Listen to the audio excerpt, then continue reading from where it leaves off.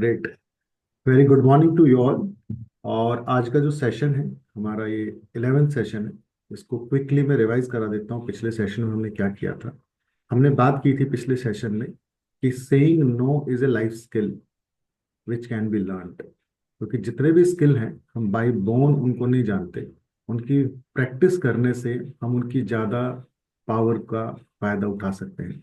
वो सिंगिंग हो, वो साइकिलिंग हो, वो स्विमिंग हो, वो इंग्लिश सीखना हो, ये सारे स्किल हैं। जब आप स्किल की प्रैक्टिस करते हो तो आप अपने आप को स्ट्रांग बनाते हो। और ना कहना भी एक स्किल है ह्यूमंस के लिए, जिसकी आप जितनी ज़्यादा प्रैक्टिस करोगे उतना आपके लिए बेहतर रहेगा। प्लस हमने बात की थी इस नो के प्रोसेस में कि ह्यूमन लाइफ में अगर कोई फीमेल ना कह रही है तो उस ना का मतलब ना होता है, उसके ऊपर कोई रेजिस्टेंस, आपका फोर्स या आपकी तरफ से कोई ज़्यादा प्रबंध नहीं होना चाहिए। बट बिजनेस में ना का मतलब नेक्स्ट अपॉर्चुनिटी होता है। प्लस ना कहने की जो सिचुएशंस होती हैं आपकी पर्सनल प्रोफेशनल लाइफ में सिर्फ दो ही होती हैं। एक सिचुएशंस वो होती है जहाँ पे आपका टाइम, आपका प्रेजेंस, आपके कंफर्ट को टच किया जाता है। दूसरा वो होती है जहाँ पे आपकी मनी या मनी रिलेटेड एसेट या वेल्थ को टच किया जाता है। इन दोनों में कैसे ना कहना है, उससे पहले देखना होगा अपने बिलीफ सिस्टम में जाकर, ताकि आप बेस में जाएं और देखें कि गलती कहाँ हो रही है। क्योंकि कुछ ऐसे बिलीफ्स हैं जो आपको क्लियर ही नहीं है, क्योंकि आपको लगता है कि आपकी कहीं रिलेशनशिप खराब ना हो जाए। मैं अगर कुछ ना बोलूँ दूसरा अपसेट फील ना कर जाए, उसका ये तो ना हो जाए कि यार कितना रूड है, कितना सेल्फिश है। क्योंकि मुझे पता है कि दूसरों की मदद करने से खुशी मिलती है। तो कुछ ऐसे बिलीफ थे जिसकी वजह से मैं अपने आप को सेल्फ पनिशमेंट लेकर जाता हूँ, अपने लिए दिक्कत करता हूँ दूसरों को प्लीज करने के लिए, ताकि दूसरों से ये मिले कर कितना अच्छा इंसान हमेशा मदद करता रहता है। मैं अपने सेल्फ लव को, अपने फैमिली लव को, अपने खुद के काम के प्रति प्यार को कम करता हूँ, उस टाइम को किल करता हूँ। एक चीज और हमने बात की थी कि जैसे दूसरों का हक है आपसे हेल्प या फेवर लेना, ऐसे आपके पास भी हक है दूसरों को ना कहने का। अगर वोट उनके पास है तो वोट आपके पास भी है, राइट आपके पास भी है। साथ में हमने बात की थी कि आप अगर नो कहते हो तो नो से बहुत फायदे हैं। सबसे पहला कि आप शॉर्ट टर्म में बेशक से हीरो बन जाओ, लेकिन लॉन्ग टर्म में आप जीरो रहते हो जब आप यस कहते हो। तो आपको अपने आप को फ्यूचर के लिए रेडी करना है, ना कि छोटे मजों के लिए। ये आपका समय बचाता है, आपकी प्रोडक्टिविटी इंक्रीज करता है, आपके लव आपके प्रति, आपके परिवार के प्रति, आपके काम के प्रति उसको इंक्रीज करता है। प्लस रिस्पेक्ट मिलती है, क्योंकि जो लोग स्ट्रेट फॉरवर्ड होते हैं उनके लिए रिस्पेक्ट ज्यादा होती है। साथ में हमने कहा था कि देखो ना कहने से पहले ना तीन बेस पे आपको चेक करना पड़ेगा कि ना कहनी या नहीं कहनी। सबसे पहला बेस, या तो फीलिंग के लेवल पे चेक कर लो। जब आप किसी को यस कहते हो और उस यस में आपको दर्द हो रहा है, अननेसेसरी आपको बर्डन हो रहा है, खुशी नहीं आ रही, एक्साइटमेंट नहीं आ रहा है, तो एक लेवल वहां बनता है जहाँ पे आप चेक कर सकते हो। या दूसरा लेवल होता है जहां आप अपने वैल्यू या कमिटमेंट कैटेगरी से चेक कर सकते हो। ये कुछ ऐसी चीजें जो आपके वैल्यू सिस्टम या आपके कमिटमेंट से नहीं रिलेट करती, आप 100% उसको ना कह सकते हो। और लास्ट था, आपको देखना होगा आपकी रिलेशनशिप कैजुअल है या क्लोज है। इसके अलावा दो तरीके हैं जब आपको ना कहना है। एक है सिंपल से clear straight forward know with politeness के साथ में। ये सबसे पावरफुल होता है। अगर आप इसकी प्रैक्टिस कर लो, आप अपने अंदर के बीइंग को स्ट्रोंग बना लो, तो ये बड़ा अच्छा हो सकता है। और दूसरा डिप्लोमेटिक, यानी कि थॉटफुल नो, जिसको थोड़ा प्यार से, है ना, एज ए ह्यूमन अगले को ना ध्यान में रखते हुए बोलो। तो इसके तीन स्टेप्स थे जहाँ पे आपको उसको एक्नॉलेज करना है, फिर रीजन बताना है, अगर कोई ऑप्शन है आपके पास, कोई रिकमेंडेशन, तो वो देना है।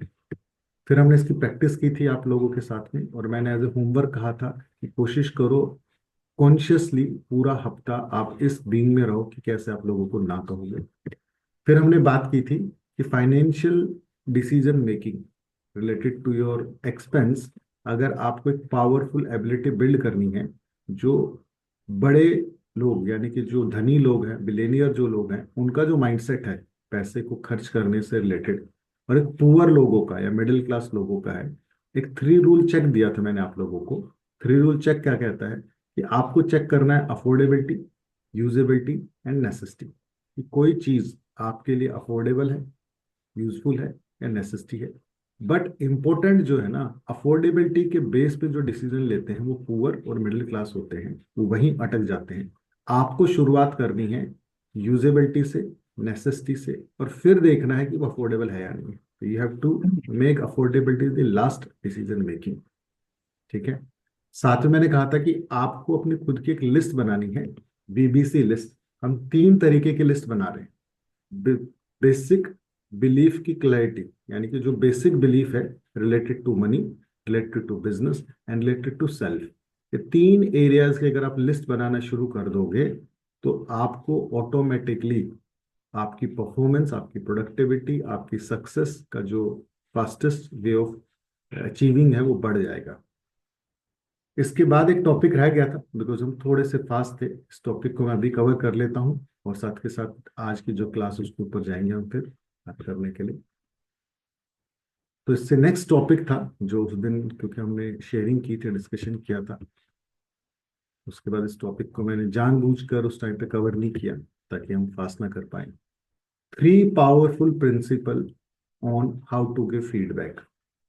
इन जर्नल लोगों को पता ही नहीं कि फीडबैक कैसे दिया जाता है।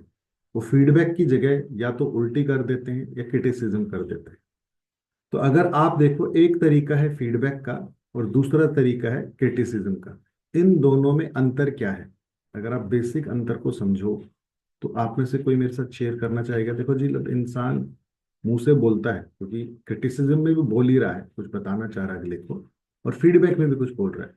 दोनों के अंदर बेसिक डिफरेंस क्या क्या है, जिससे आप ये समझ सको।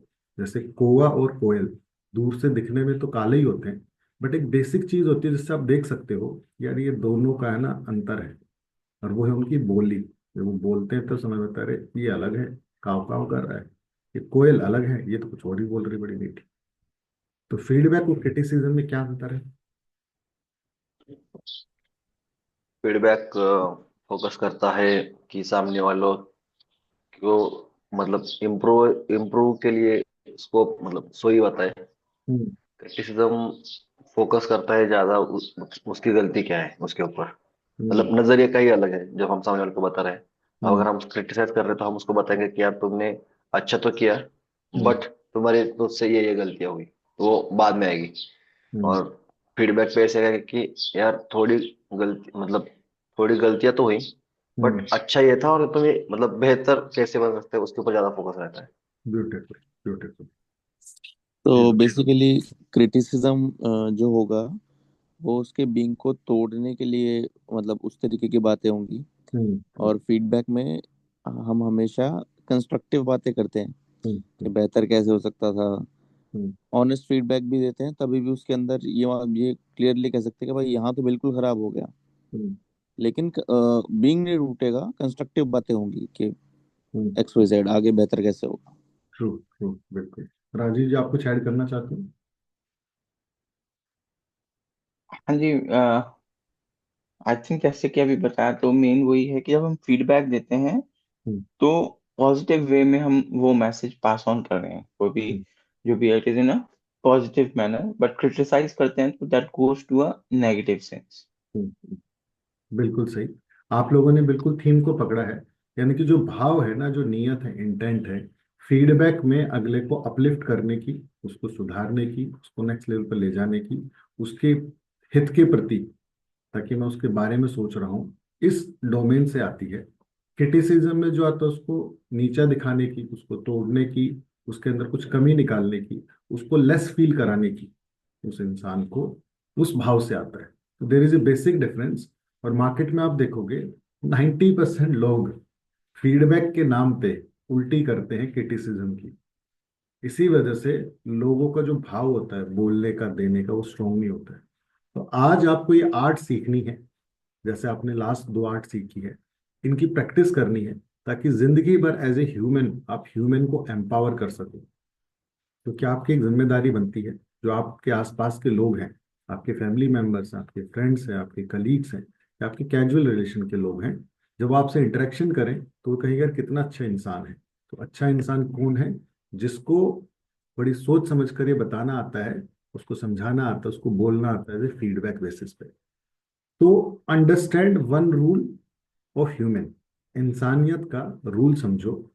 आग जो लगानी है ना, वो सबके सामने लगानी होती है, और सोई जो बताना होता है वो 1-to-1 में बताना होता है। यानी कि जब भी आप किसी इंसान के साथ हो और आप उसको एक्नॉलेज, अप्रिशिएट, ग्रेटिट्यूड देना चाहते हो, उसकी तारीफ करना चाहते हो, उसके बारे में कुछ अच्छा बोलना चाहते हो, it has to be always in the presence of other people. कोशिश करो जब 1, 2, 3, 5, 10, 20, 50, 100 लोग हों, अगर आप उस इंसान के बारे में एक्नॉलेज करना चाहते हो, अप्रिशिएट करना चाहते हो, ग्रेटिट्यूड देना चाहते हो, कोई अच्छी चीज बताना चाहते हो, उसको हाईलाइट करना चाहते हो, उसको मोटिवेट करना चाह रहे हो, तो लोगों के सामने की हुई एक्नॉलेजमेंट हमेशा पावरफुल होती है। Because we are the social animal and we wanted कि सोसाइटी में हमारी इज्जत हो, हमारी प्रतिष्ठा हो, हमारी तारीफ हो, हमें लोग अच्छे से नजर से देखें। तो रूल बना लो हमेशा कि जब भी आप किसी को कुछ कहना चाहते हो, वो हैप्पी बर्थडे हो, वो किसी की तारीफ करना हो, किसी को शर्ट के लिए, कपड़ों के लिए अप्रिशिएट करना हो, make it in a sense ताकि आसपास के लोग हो या वो हो उसको अच्छा लगे।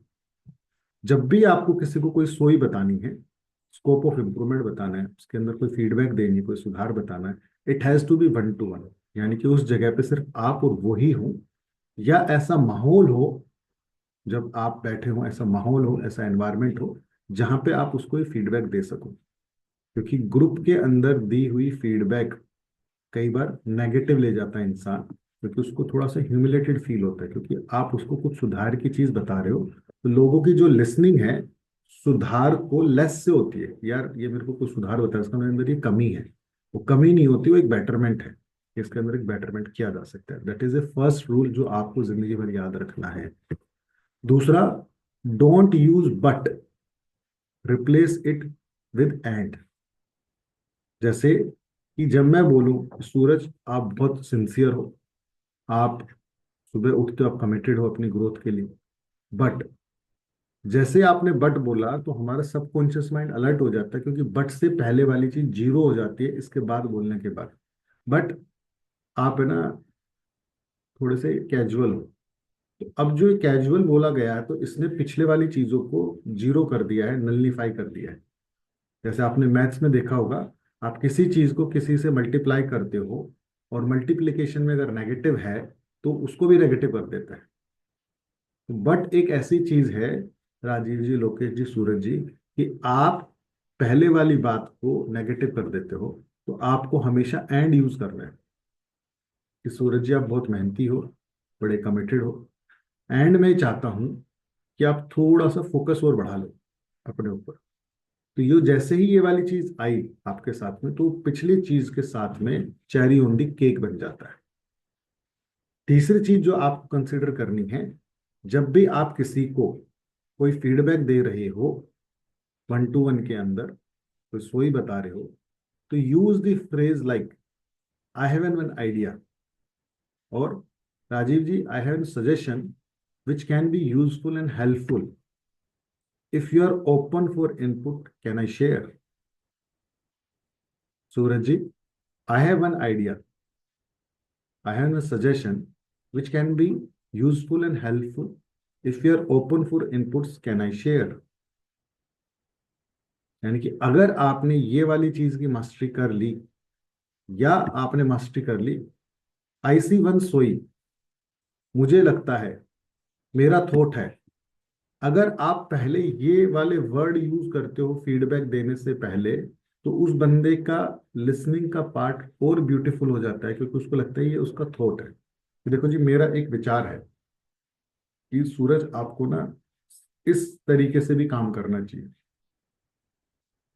लोकेश, मैं ऐसा मानता हूं कि अगर आप ये ऐसा और करने लग जाओ तो शायद आपके लिए और बेटर हो सकता है। तो जैसे ही आपने उस वर्ड से पहले कि जी मुझे एक ऐसी सोई दिखती है राजीव जी आपके अंदर, जो अगर आप सुन लो तो शायद आपको और बेटरमेंट हो सकता है। तो यानी कि आपको एक प्रैक्टिस करनी पड़ेगी। अगर आपने पहले वर्ड जो लिखे हुए हैं वो प्रैक्टिस कर ली, या जो ये 2-3 फ्रेज मैंने दिए हैं इसकी प्रैक्टिस कर ली इस वीक में, इस वीक अगर आप प्रैक्टिस कर लोगे, नेचुरली ये आपके बीइंग में चली जाएंगी। सोचकर देखो ना, कोई इंसान आपको बोल रहा है ना, मैं जैसे बोलूं कि Lokesh I have suggestion which can be useful and helpful for you, if you are open for the input can I share, तो बंदा क्या बोलेगा?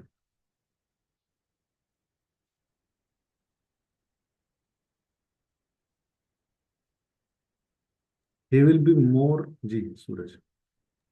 जी वो सुनना चाहेंगे, अगर अगर हम। सुनना चाहेंगे with eagerness, with open mindset के साथ, क्योंकि जी। आपने जिस चीज की प्रैक्टिस की है, 2 फ्रेज की प्रैक्टिस की है, वो बड़े एम्पावरिंग है ना। और कोशिश करूंगा आपको, मुझे भी याद दिलाना और हमें एक दूसरे को याद दिलाना कि भैया अब की बार हमें इसकी प्रैक्टिस करनी है।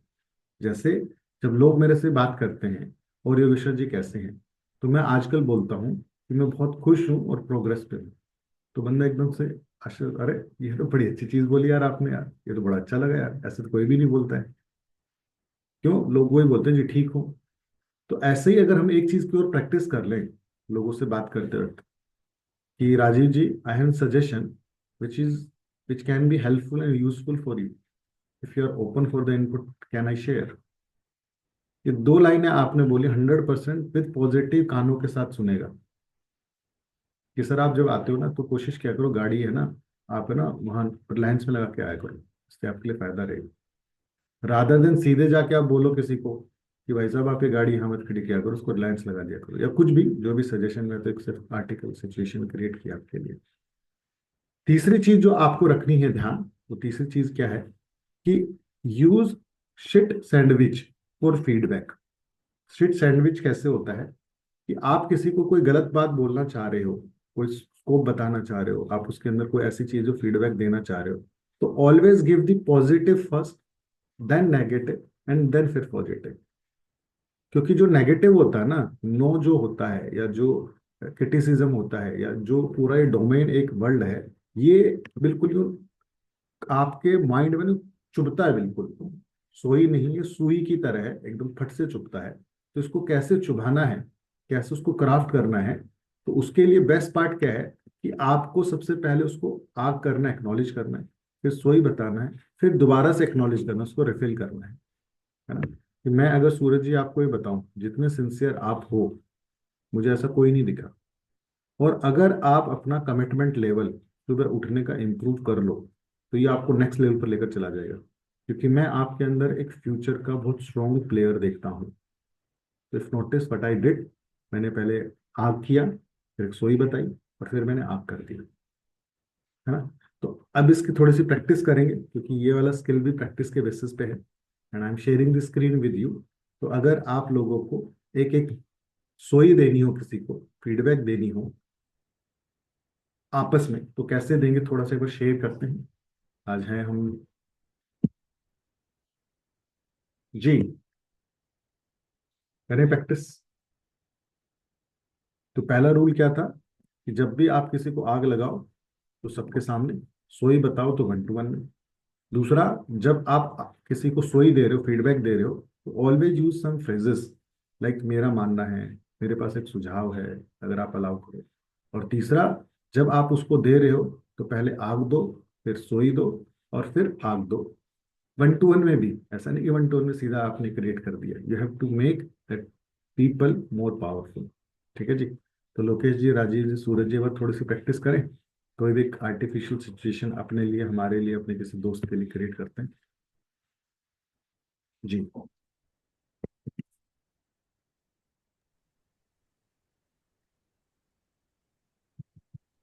और मतलब सिचुएशन खुद से क्रिएट करनी है। Yes yes yes.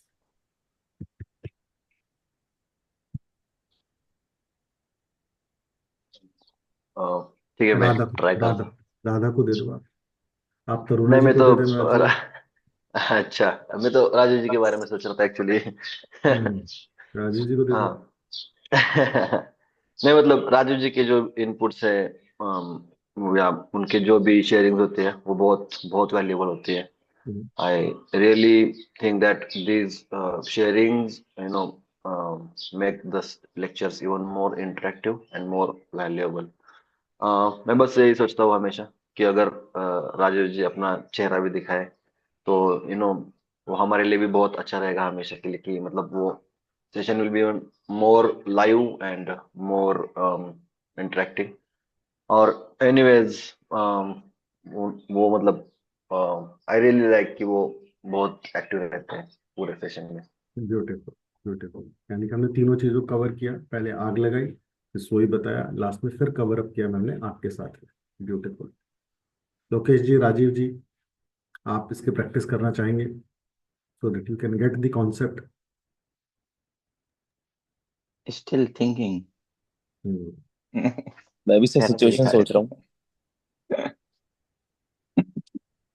Ji, thank you जी। आप मेरे को दे सकते हो, आप तरुणा जी को दे सकते हो, आप अपने टीम मेंबर को दे सकते हो, हम्म, और आपको तो राजीव भाई इसकी ना 100% मास्टरी कर लेनी चाहिए, जो आज वाली हमने बात की है, मतलब आज वाली भी, पिछले वाली भी, उससे पिछले वाली भी, ये सोलो तीनों जो स्किल जी, हैं, नो के, स्पेंडिंग के और फीडबैक के, ये आप ही के लिए क्लास बनी है 100%। 100% आई डू हाँ। एग्री। मैरियो।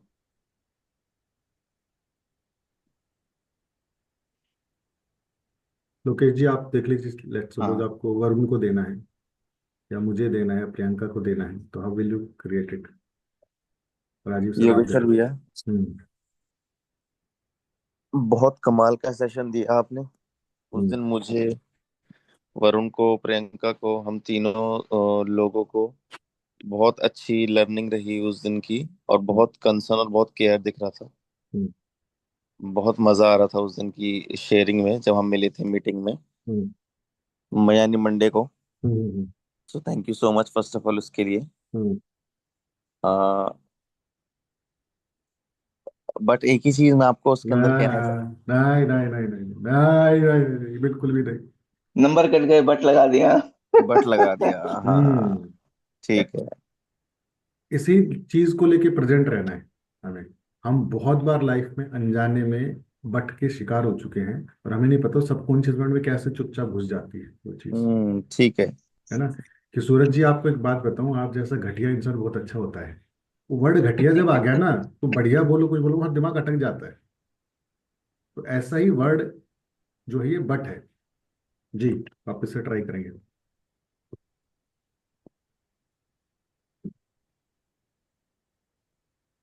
वापस से ट्राई कर रहे हैं। हम्म। तो योगेश्वर भैया, मंडे की जो मीटिंग थी हम्म। बहुत बढ़िया रही। हम्म। आप आपने आपकी बातों में बहुत कंसर्न दिख रहा था। हम्म। मेरे लिए, वरुण के लिए, प्रियंका के लिए। हम्म।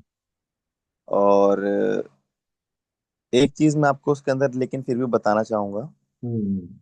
कि अगर सब डिसिप्लिन हो जाएंगे तो मेंटोर मेंटोर नहीं रहता।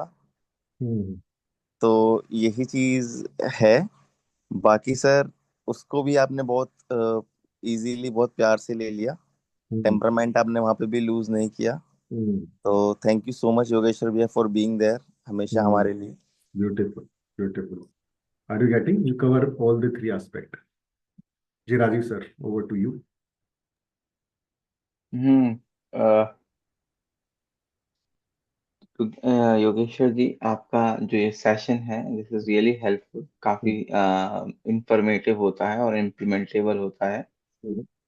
एंड मुझे ऐसा लगता है कि अगर ना हम इसमें टाइम बाउंड भी इसको कर दें, जैसे एक दो बार कभी होता है कि स्ट्रेच हो जाता है सेशन इन द फ्लो, अगर वो बिल्कुल टाइम बाउंड रहे बिकॉज अदर कमिटमेंट्स भी हैं, तो कंसंट्रेशन और अच्छा डेवलप हो सकता है।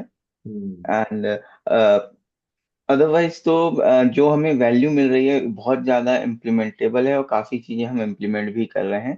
सो thank you for that. Beautiful, देखो चुपचाप सजेशन भी दे दिया है दोनों ने मेरे को, बढ़िया से।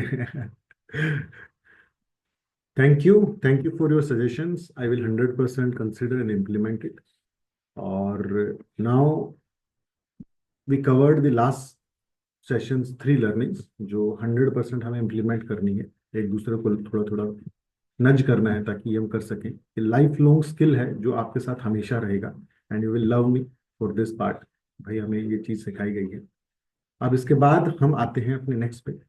Let's start with very basic but powerful question of business, क्योंकि बिजनेस की आज दोबारा बात करते हैं। टेल मी, दो कोर प्रॉब्लम सेल्स की क्या है जो हर बिजनेस ओनर जूझ रहा है? वो रिलायंस, टाटा, अंबानी हो, या वो हम जैसे बिजनेस ओनर्स हो? इफ यू कैन टेल कि सेल्स की दो कोर प्रॉब्लम्स क्या हैं? I think sir Leeds and marketing. Yes, lead and marketing. कोई और ऐड करना चाहता है इसमें? Sir, lead and conversion. Okay, ठीक है। सूरज आप क्या कहोगे? सॉरी वैसे सेल्स के बारे में इतना कुछ मतलब डिटेल में नहीं पता है, बट आई थिंक कि business is, changing the perception हाँ, ऑफ कंज्यूमर्स। Yes yes. तो बिजनेस का जो कोर है, जैसे इंसान का जो कोर है वो दिल है, धड़कना, अगर दिल नहीं धड़केगा तो इंसान है ही नहीं। तो ऐसे बिजनेस का जो कोर है वो है सेल्स। और सेल्स के दो एस्पेक्ट्स आते हैं, लीड्स का जनरेशन और लीड का कन्वर्जन, कि आपके पास लीड्स आए और वो लीड्स कन्वर्ट हो जाएं। तो दोनों ही अपने आप में साइंस हैं। और जो हमारा एक साल की हैंड होल्डिंग है, जीपीसी जो क्लब है हमारा, उसमें हम हाउ टू गेट 100 लीड्स एक डॉक्यूमेंट रेडी कराते हैं। अगर आपको आपके व्यापार में 100 तरीके पता हो लीड लाने के, और 100 ही तरीके पता हो उसको कन्वर्ट करने के, हम एक ऐसा डॉक्यूमेंट तैयार कराते हैं जो आपके लिए एक डिजिटल एसेट बन जाता है, जो आपके बार बार काम आता है। दैट इज द बात। अगर मैं आपसे पूछूं, टू कोर प्रॉब्लम्स और ऑपरेशंस, क्योंकि एक डिपार्टमेंट अगर सेल्स है तो दूसरा डिपार्टमेंट ऑपरेशंस है, तो ऑपरेशन की दो कोर प्रॉब्लम क्या है? अगर, ऑटोमेशन। Okay, great. स्टैंडर्डाइजेशन, मतलब वो तो ऑटोमेशन में चलेगा। लोकेश जी, राजीव जी, इफ यू कैन गेस, कि अगर ये दो कोर प्रॉब्लम सोल्व हो जाए तो ऑपरेशन सेट हो जाएगा हमारा। Following the process hmm. And ma'am, Lokesh ji. System and process. Yes. Second. System and process. One is setting up the systems and processes. सबसे पहले आपके प्रोसेस सिस्टम सेट हो जाए और फिर में ऑटोमेट भी हो जाए। ऐसा नहीं कि सिर्फ सेट ही हो रखे हैं, भाई बना तो सब कुछ रखा है लेकिन यूज ही नहीं हो रहा, फॉलो ही नहीं हो रहा साथ के साथ। तो ऑपरेशन में अगर हम चीज़ों को सेट कर दें और सेट करने के बाद उसको ऑटोमेट कर दें, कि हैप्पी दिवाली, हैप्पी बर्थडे, अपने आप मैसेज जा रहे हैं। पहले मैसेज क्या जाएगा वो पता होना चाहिए, क्या बोला जाएगा किस तरीके से, और फिर बात की बात वो अपने आप भी फॉलो हो रहे हैं। तो ये इंपॉर्टेंट है। तो सेम बेसिस पे अगर तीसरा डिपार्टमेंट आप देखो, तो तीसरा डिपार्टमेंट आता है एचआर डिपार्टमेंट। तो एचआर डिपार्टमेंट की भी दो कोर प्रॉब्लम है। कैन यू गेस कि अगर हम साला इसी को सोल्व कर दे तो मेरा बिजनेस अपने आप सोल्व हो जाएगा? HR report. Sir, hire and fire. Okay, Suraj ji, Rajiv ji, edition. Sir HR का मेन तो एम्प्लॉय सेटिस्फैक्शन और एट्रिशन मेरे हिसाब से। बिल्कुल सही है। इसको अगर हम डिफाइन करें बिल्कुल शार्प शब्दों में, जैसे हमने अभी दो डिपार्टमेंट को डिफाइन किया है, ऐसे अगर हम कोशिश करें तो वो निकल कर आता है। वन इज हायरिंग एंड दूसरा रिटेनिंग। तो एचआर स्टैंड्स फॉर, हमारी एक मैडम है गिरजा जी, उन्होंने बताया कि दूसरा एचआर का मतलब है हायरिंग एंड रिटेनिंग। मैंने कहा वाह, ब्यूटीफुल। तो एचआर का दो ही कंसर्न्स निकल कर आते हैं एज ए फंक्शन, कि वो हायर करे अच्छी टीम को, मोटिवेटेड टीम को, जो लंबे टाइम तक रुकी रहे टीम के साथ, और वो आए और वो रुके रहें खुशी से, प्रोग्रेस करते रहें। क्योंकि रिटेन जब होगा बंदा, जब वो प्रोग्रेस करेगा, हैप्पी रहेगा, एक्साइटेड रहेगा, चार लोगों को और बताएगा। क्योंकि अनहैप्पी लोग तो वैसे ही नहीं रुकेंगे, ना ही आप रोकना चाहोगे। तो अगर आप देखो, ये जो आपको आपकी स्क्रीन पे दिख रहा है, आप इसका स्क्रीनशॉट लेकर डाल भी सकते हो अपने क्या बोलते हैं ग्रुप में। बिजनेस को अगर समझा जाए तो कितना आसान है। और इस आसान चीज को अगर हम इम्प्लीमेंट कर ले एक साल मिलकर, तो ये चीजें परमानेंट सोल्व हो जाएंगी। इसलिए मैं कहता हूं कि बिजनेस करना बहुत आसान है, पैसे कमाना सच में आसान है, अगर आप अपने बेसिक्स को ठीक कर लो। लोग बेसिक ठीक कर नहीं रहे हैं, बड़ी बड़ी बातें कर रहे हैं। मुझे वो बड़ी बातें परेशान करती हैं, क्योंकि मुझे लगता है इससे घर नहीं चलेगा। घर चलेगा बेसिक चीजों से, कि भाई मेरे बच्चे ने ये किया, मेरे बच्चे ने वो किया, ऐसे किया। अबे स्कूल जाता है, पढ़ता है, सुबह कुछ एक्सरसाइज करता है, नहीं वो नहीं करता, नहीं सोता देर तक है, बढ़िया खाता है। इसका मतलब तुम भविष्य खराब कर रहे हो बच्चे का। तो ऐसे ही आप, बहुत सारे बिजनेस ओनर अपने बिजनेस का भविष्य खराब कर रहे हैं। मुझे वो देख के अंदर से दिक्कत होती है, क्योंकि मुझे लगता है यार बिजनेस सेट करना आसान है। अगर मैं फोर्थ वेंचर की तरफ जा रहा हूँ, उसको एस्टेब्लिश कर रहा हूँ, तो इसका मतलब कोई ना कोई तो स्किल, टेक्निक, टूल है ना ऐसा, जिसको अगर सीख लिया जाए तो बिजनेस करना आसान हो जाएगा। बट वी आर सेइंग कि हम अपनी कुल्हाड़ी में धार नहीं लगाएंगे, बट मेहनत पूरी करेंगे, तो उस मेहनत का फायदा नहीं होगा। तो हम इन एस्पेक्ट में से आज जो कवर करने वाले हैं, क्योंकि हमने लीड जनरेशन, लीड कन्वर्जन के ऊपर बात की थोड़ी बहुत, हमने सिस्टम एंड प्रोसेसेस की बात करी इससे पहले। अब हम जो बात करेंगे वो बात करेंगे हायरिंग एंड रिटेनिंग। तो अगर हम टीम बिना बिजनेस को चलाने की कोशिश करें तो चैलेंजेस होगा। आप लोगों से पहले भी मैंने बात की थी कि क्या कोका कोला आचार्य मोहन या रामदेव जी को हायर करेगा एज ए ब्रांड एम्बेसडर? आप लोगों ने बोला था नहीं। तो क्यों आप लोगों ने इतना जल्दी नहीं कहा? क्योंकि कुछ वैल्यू सिस्टम है जो आपस में उनके मैच नहीं होते। तो मैं आपसे पूछना चाह रहा हूं कि आपको जब हायरिंग कर रहे हो तो आप बिना अपने वैल्यू सिस्टम के मैच के कैसे लोगों को हायर कर सकते हो? तो मैच तो आप जब करोगे जब आपको आपके खुद के पता होंगे, यानी ये मेरा वैल्यू सिस्टम है, मैं इन चीजों को प्रायोरिटी देता हूँ। जैसे मैं लर्निंग को, कोचिंग को, सपोर्ट सिस्टम को, कंट्रीब्यूशन को ज्यादा वैल्यू देता हूँ रादर देन मनी। मनी मेरे लिए थोड़ा सा सेकंड आता है। तो मैं अपने टीम मेंबर को, हाउसकीपिंग को कुछ ना कुछ सिखाता रहता हूँ। चलो ऐसा ऐसा कर लो, ऐसा ऐसे कर लिया करो। तो मेरा नेचुरल फिनोमेना है। तो मेरे साथ वो इंसान ज्यादा डेवलप हो पाएगा जो अपनी लाइफ में प्रोग्रेसिव है, ग्रोथ ओरिएंटेड माइंडसेट का है, कुछ सीखना चाहता है, लर्न करना चाह रहा है, रादर देन वो इंसान जो टाइम किलर है ना, जो अपनी लाइफ के प्रति ज्यादा सीरियस ही नहीं है, बन ही नहीं पाएगी। तो जब मैं हायर करूंगा या अपने सर्कल में लोगों को लाऊंगा तो मैं इन वैल्यू सिस्टम को देखूंगा ना। एलन मस्क से एक बार पूछा गया, बोलता है वो इस चीज को कि यू डिफाइन योर 3 इयर्स गोल, कि आप ये सोचो, बिल्कुल दिमाग लगा के अगले 3 साल में क्या करना चाहते हो, एंड नाउ थिंक कि इन 3 साल के गोल को 1 साल में कैसे अचीव कर सकते हैं। तो इसको अगर हमें 3 साल के गोल को 1 साल में अगर अचीव करना है तो आपको क्या चाहिएगा? आपको चाहिएगा गुड पीपल जो आपको रिप्लेस कर सके। क्योंकि आपको आपका समय बचाना है, क्योंकि आपने कहा जी ये काम मैं 3 साल में कर सकता था। तो आपको अगर समय कम करना है तो आपको समय दूसरों का लगवाना होगा। तो आपको ऐसे लोग लाने पड़ेंगे जो आप जैसे हैं या आपसे ज्यादा काबिलियत के हैं। तो जब आप बात कर रहे हो कि good people who can replace you, तो आपको दो क्वालिटी चेक करनी होगी उस इंसान के अंदर। पहली क्वालिटी कि इंसान ऑनेस्ट हो, और दूसरा स्मार्ट वर्किंग हो, यानी कि लर्नर माइंडसेट को। ऑनेस्ट इंसान के साथ आपको ज्यादा प्रॉब्लम नहीं होगी। तो जब आप किसी को हायर करते हो और आप उसको बोलोगे कि अच्छा आप बताओ आप ऑनेस्ट हो अपने काम के प्रति, अपने प्रति, तो इंसान क्या बोलेगा? नहीं नहीं जी मैं नहीं ऑनेस्ट। तो क्या आपको कुछ क्वेश्चंस के बारे में पता है कि जिससे आप उसकी ऑनेस्टी का लेवल चेक कर सको इंटरव्यू के टाइम पे? क्या आपके पास कुछ ऐसे पॉइंट्स है जिससे आप ये देख सको कि स्मार्ट वर्किंग है, लर्नर माइंडसेट का है नहीं है? लेकिन जब हम लोगों को बुलाते हैं तो हम इन बेसिक चीजों की तरफ ध्यान ही नहीं देते कि हमें जब उसको हायर करना है तो हम उससे कौन से ऐसे क्वेश्चन पूछने हैं। Tell me something about yourself से कुछ नहीं होता है। मैं जब कुछ इंटरव्यू लेता हूँ, अब तो मैंने प्रियंका को ट्रेन कर दिया है, अदरवाइज आप देखोगे तो मेरा क्वेश्चन पहले ही बैठ के जब मैं उसका सीवी लेता हूँ साथ में, मैं पूछता हूँ उससे कि Suraj tell me something which is not written in to the CV, और मैं सीवी देखने लग जाता हूँ। तो जैसे ही सूरज को मैंने बोला था, सूरज क्या बोलेगा मेरे को?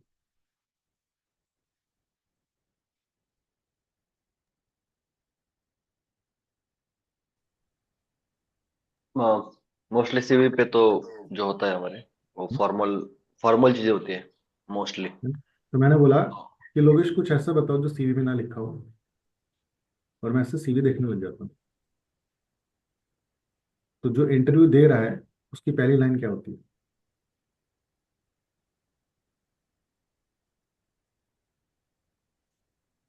सोचना ही पड़ेगा। आई एम नॉट श्योर। सर ज्यादातर वो लोग पहले बोलते हैं ऑनेस्ट हो जाएगा, कैसे सोचना पड़ेगा, मुझे 2 मिनट हाँ, दो प्लीज। है ना।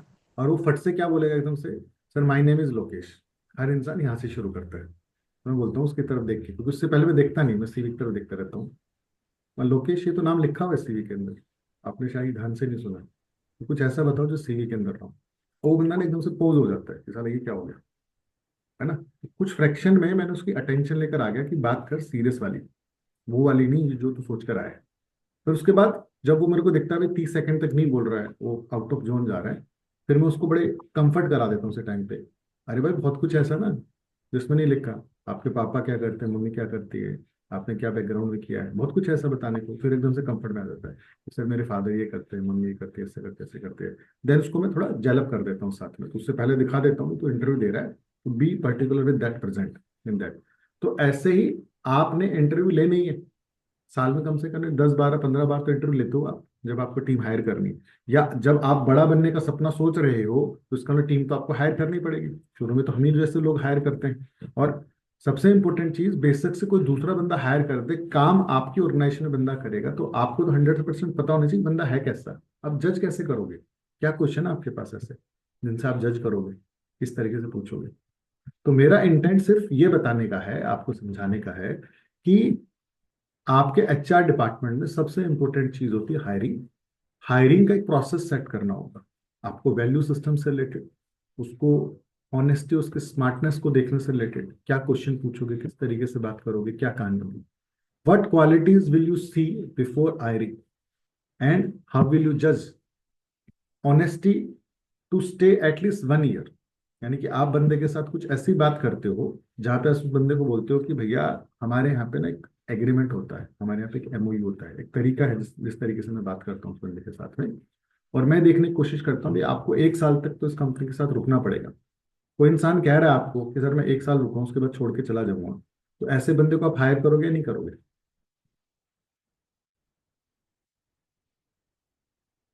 जी लोकेश जी। 1 साल के बाद छोड़ के चला जाएगा सर, ये ना क्वेश्चन? हम्म। तो सर वैसे उसकी तो स्टेबिलिटी का इशू है। हम्म।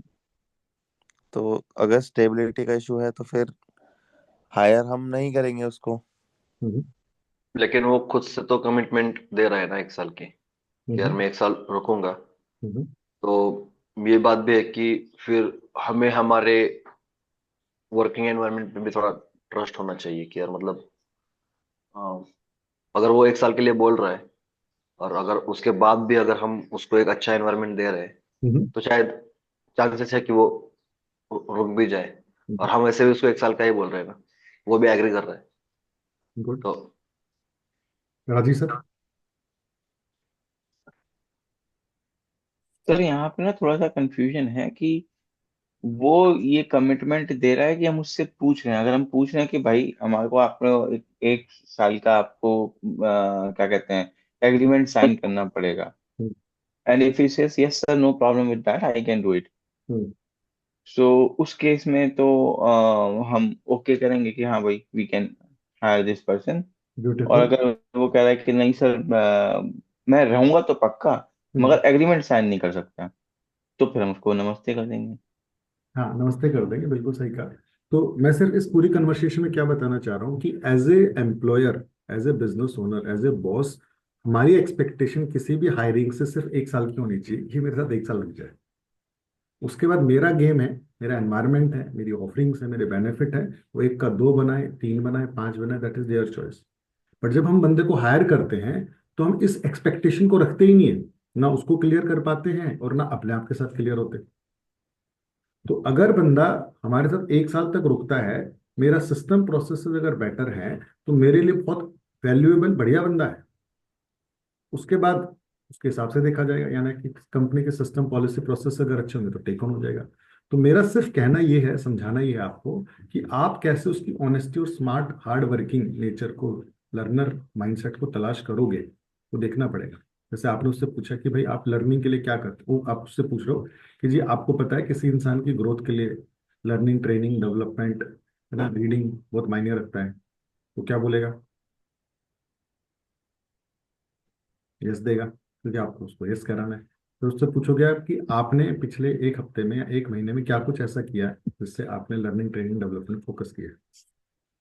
आप फंस जाएगा, वो क्या बोलूं जी, मैं यूट्यूब पे देख लेता हूँ, क्या किताबें पढ़ लेता हूँ, कौन सी किताब पढ़ी क्लास की, है ना, दिख जाता है ना कि भाई वो सच में अवेयरनेस में है या नहीं है उस चीज को लेके कि हाँ कुछ कर रहा है नहीं कर रहा है। प्लस आपको, यू नो योर स्वाट, आपकी स्ट्रेंथ, आपकी वीकनेस, आपकी अपॉर्चुनिटीज, आपकी थ्रेट के बारे में पता होना चाहिए आपको। सेम बेसिस पे know your team members what, कि आपको आपके टीम मेंबर के भी स्ट्रेंथ, वीकनेस, अपॉर्चुनिटी, थ्रेट के बारे में पता होना चाहिए। कि उस इंसान के लिए क्या आप अपॉर्चुनिटी क्रिएट कर सकते हो, क्या थ्रेट कर सकते हो। अब इसके अंदर जैसे एक डिस्क प्रोफाइलिंग टेस्ट होता है, या ऐसे कई सारे टेस्ट होते हैं, ऑनलाइन टेस्ट होते हैं, तो ये हमें कराकर रख लेनी चाहिए ताकि हमें पता लग जाए कि ये इस तरीके के टेस्ट हैं। जैसे मेरी टीम में एक लड़की थी, भावना, बहुत अच्छी लड़की थी, हमारे पास शुरू में आई थी। तो भावना का क्या था, हार्ड वर्किंग थी, सिंसियर थी, लेकिन स्लो थी, है ना। तो जैसे हम बातचीत करते हैं, छोटी टीम होती है, बातचीत करते हैं, तो हमें लगता है डम है यार लड़की, 2 बार बताना, 4 बार बताना पड़ता है उसको, उस तरीके से। तो उसका एक बार हमने टेस्ट कराया था, जैसे मैं टेस्ट टेस्ट तो करता था, तो उसका भी टेस्ट कराया था, मेरे को कहीं से लर्निंग मिली थी। तो उसका माइंडसेट जो था ना, वो प्रोसेस ओरिएंटेड था, लीडर नहीं थी ना, प्रोसेस ओरिएंटेड थी। तो प्रोसेस ओरिएंटेड कौन होते हैं, जो प्रोसेस फॉलो करते हैं। लीडर कौन होते हैं, जो प्रोसेस को क्रिएट करते हैं। तो प्रोसेस ओरिएंटेड जो लोग होते हैं ना, उनको आपको एक काम 2 बार बताना होगा। क्या बोला मुकेश मैंने, एक काम आपको 2 बार बताना होगा, तो बंदा 100% कर देगा। एक बार आपने बताया वो भूल जाएगा उसको, हर चीज को। जब मुझे पता लगा कि यार इसको डील करने का तरीका ये रहेगा, मैंने हर काम को उसको 2 बार बताया, उसने कभी मिस नहीं किया उस काम को। तो इसका मतलब उस बंदे के जो बेसिक एट्रीब्यूट थे वो मुझे पता ही नहीं थे, मैं उसको वैसा ही ट्रीट कर रहा था कि यार तुझे नहीं पता। जैसे हमारी टीम में प्रियंका एज ए पार्टनर मेरे, तो वो सेल्फ स्टार्टेड है, यानी कि वो प्रोसेस फॉलोअर भी है और वो लीडर भी है, यानी कि उसके अंदर दोनों क्वालिटीज है। अगर मैंने जो चीज बता दी एक बार, 100% होगी। क्यों होगी, क्योंकि लीडर भी है, और कुछ और सिचुएशन आती है उसको अपने आप भी टेक ऑन कर लेती है। तो आई फाइंड आउट कि यार ये ना, जो लड़की है ये पार्टनर बनने लायक है, यानी कि बिल्कुल मेरे को रिप्लेस कर सकती है। एम्पैथी भी है, तो चीजों को अंडरस्टैंड भी करती है, लेकिन फाइनेंशियल मैटर में वीक है। वीक इन द सेंस, पैसे लेने में, मांगने में, निकलवाने में थोड़ी वीक है, अंदर से फील कर जाती है। तो ये वाला स्किल सीखना पड़ेगा, क्योंकि अगर पार्टनर बनना है, बिजनेस ओनर बनना है, तो स्किल सारे आने पड़ेंगे ना। टीम को डांटने भी आना पड़ेगा, पैसे निकलवाने भी आने पड़ेंगे, मार्केटिंग भी सीखनी पड़ेगी, because you are business owner, you know everything. Mastery basic से ना करो, लेकिन पता होना चाहिए। तो धीरे धीरे करके हमने वो स्किल उसका बिल्ड किया। आज भी हफ्ते में एक बार या 15 दिन में, महीने में, अकाउंट्स में उसके साथ बैठ के चेक करता हूँ, और उसमें कुछ ना कुछ गलती निकल जाती है। कोई डेबिट का क्रेडिट हो जाता है, क्रेडिट का डेबिट हो जाता है, लेकिन बहुत कम हो गई है मिस्टेक। तो बताने का इंटेंट क्या है यहाँ पे, कि आपकी टीम कि आपको स्ट्रेंथ और वीकनेसेस के बारे में अगर पता है, तभी आप उसको बहुत अच्छे से हैंडल कर पाओगे। और ये चीज आप अगर धीरे धीरे नोट डाउन करना स्टार्ट करो, तो आपको खुद पता हो जाएगा कि इस बंदे से काम कैसे कराना है। क्लैरिटी मिली। तो मैं आप लोगों को क्या बताना चाह रहा हूँ, कि टीम को अगर आप देखो रोल एंड रेस्पॉन्सिबिलिटी के हिसाब से 3 हिस्सों में आप बांट सकते हो अपनी टीम को, और आप अपनी जो ऑर्गेनाइजेशन बनाओगे इन फ्यूचर। एक टीम वो है जो सेल्स, सोर्सिंग पे, बिजनेस डेवलपमेंट पे ध्यान देती है, यानी कि वो लोग जो 100% क्लाइंट से इंटरेक्शन करने में, क्लाइंट को लाने में, है ना, लीड जनरेट करने में, उनको कन्वर्ट करने में, यहाँ पे पूरा फोकस्ड होते हैं। दूसरी प्रोफाइल या दूसरे जो लोगों की कैटेगरी होती है आपकी टीम में, वो होती है पोस्ट सेल, कि भाई सेल्स हो गई, अब उस क्लाइंट को हैंडल करना है और उसको सेटिस्फेक्शन देना है। तो सेटिस्फेक्शन कैसे देना है, कि वो क्लाइंट से रिलेशनशिप बिल्ड कर रही है, कि सर आपको ऑर्डर मिल गया था, कैसे आपकी सर्विसेज रही, क्या आपके लिए थॉट है। और तीसरा होता है जो क्लाइंट से डील नहीं करता, लेकिन वो आपके एचआर, स्टॉक, हाउसकीपिंग, इन सारी चीजों के इंटर डिपार्टमेंट में कोऑर्डिनेट करता है। ठीक है। तो अगर मैं बात बताऊं अपने बिजनेस के पॉइंट ऑफ व्यू से, तो Priyanka is one person as a face जो क्लाइंट्स को डील करती है, यानी कि फर्स्ट टाइम क्लाइंट आता है तो कन्वर्जन की जिम्मेदारी उसकी रहती है, नेगोशिएट करना, बताना, समझाना।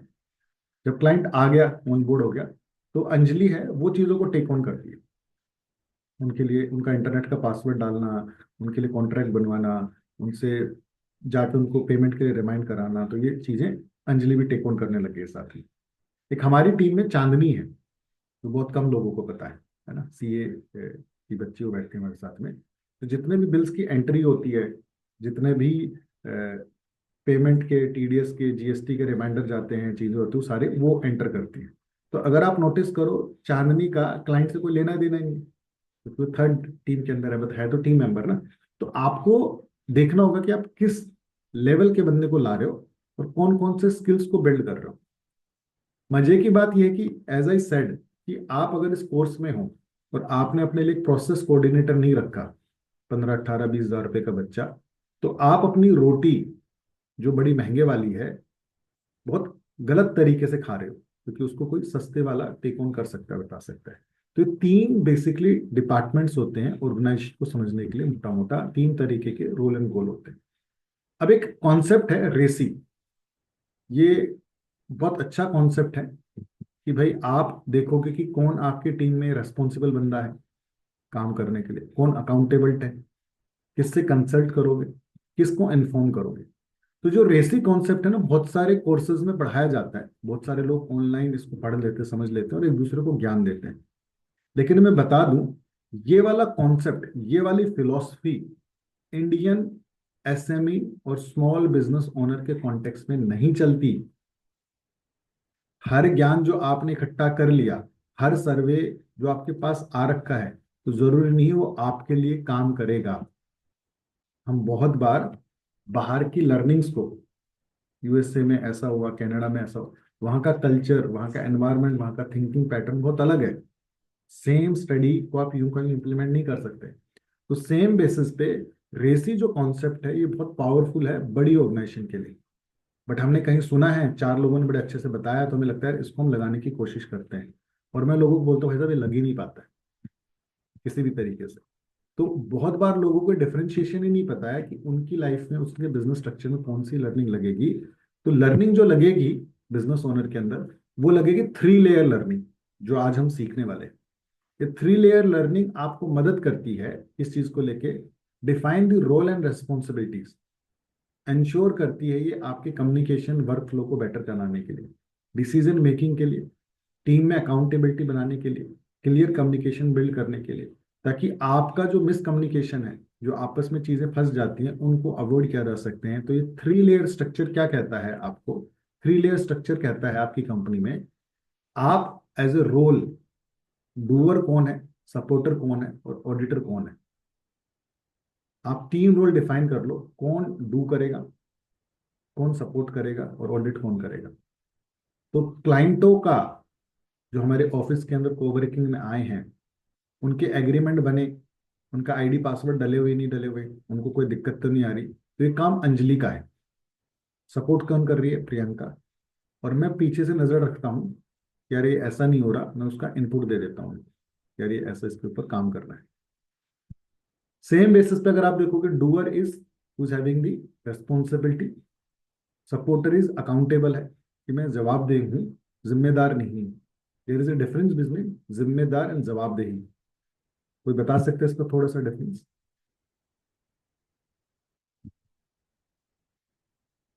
एक होती है जवाबदेही और एक होती है जिम्मेदारी, रेस्पॉन्सिबिलिटी एंड अकाउंटेबिलिटी। जी। रिस्पॉन्सिबिलिटी इज लाइक कि वो काम, अगर मैं रिस्पॉन्सिबल हूँ तो वो काम मुझे ही करना है। हम्म। हम्म। और अगर मैं अकाउंटेबल हूँ तो मुझे बस वो गारंटी लेनी है कि वो काम पूरा हो। हम्म। मतलब रिस्पॉन्सिबल पर्सन से काम वो करा के लेने की अकाउंटेबिलिटी मेरी भी है, ऐसे करके, हम्म। If I am not.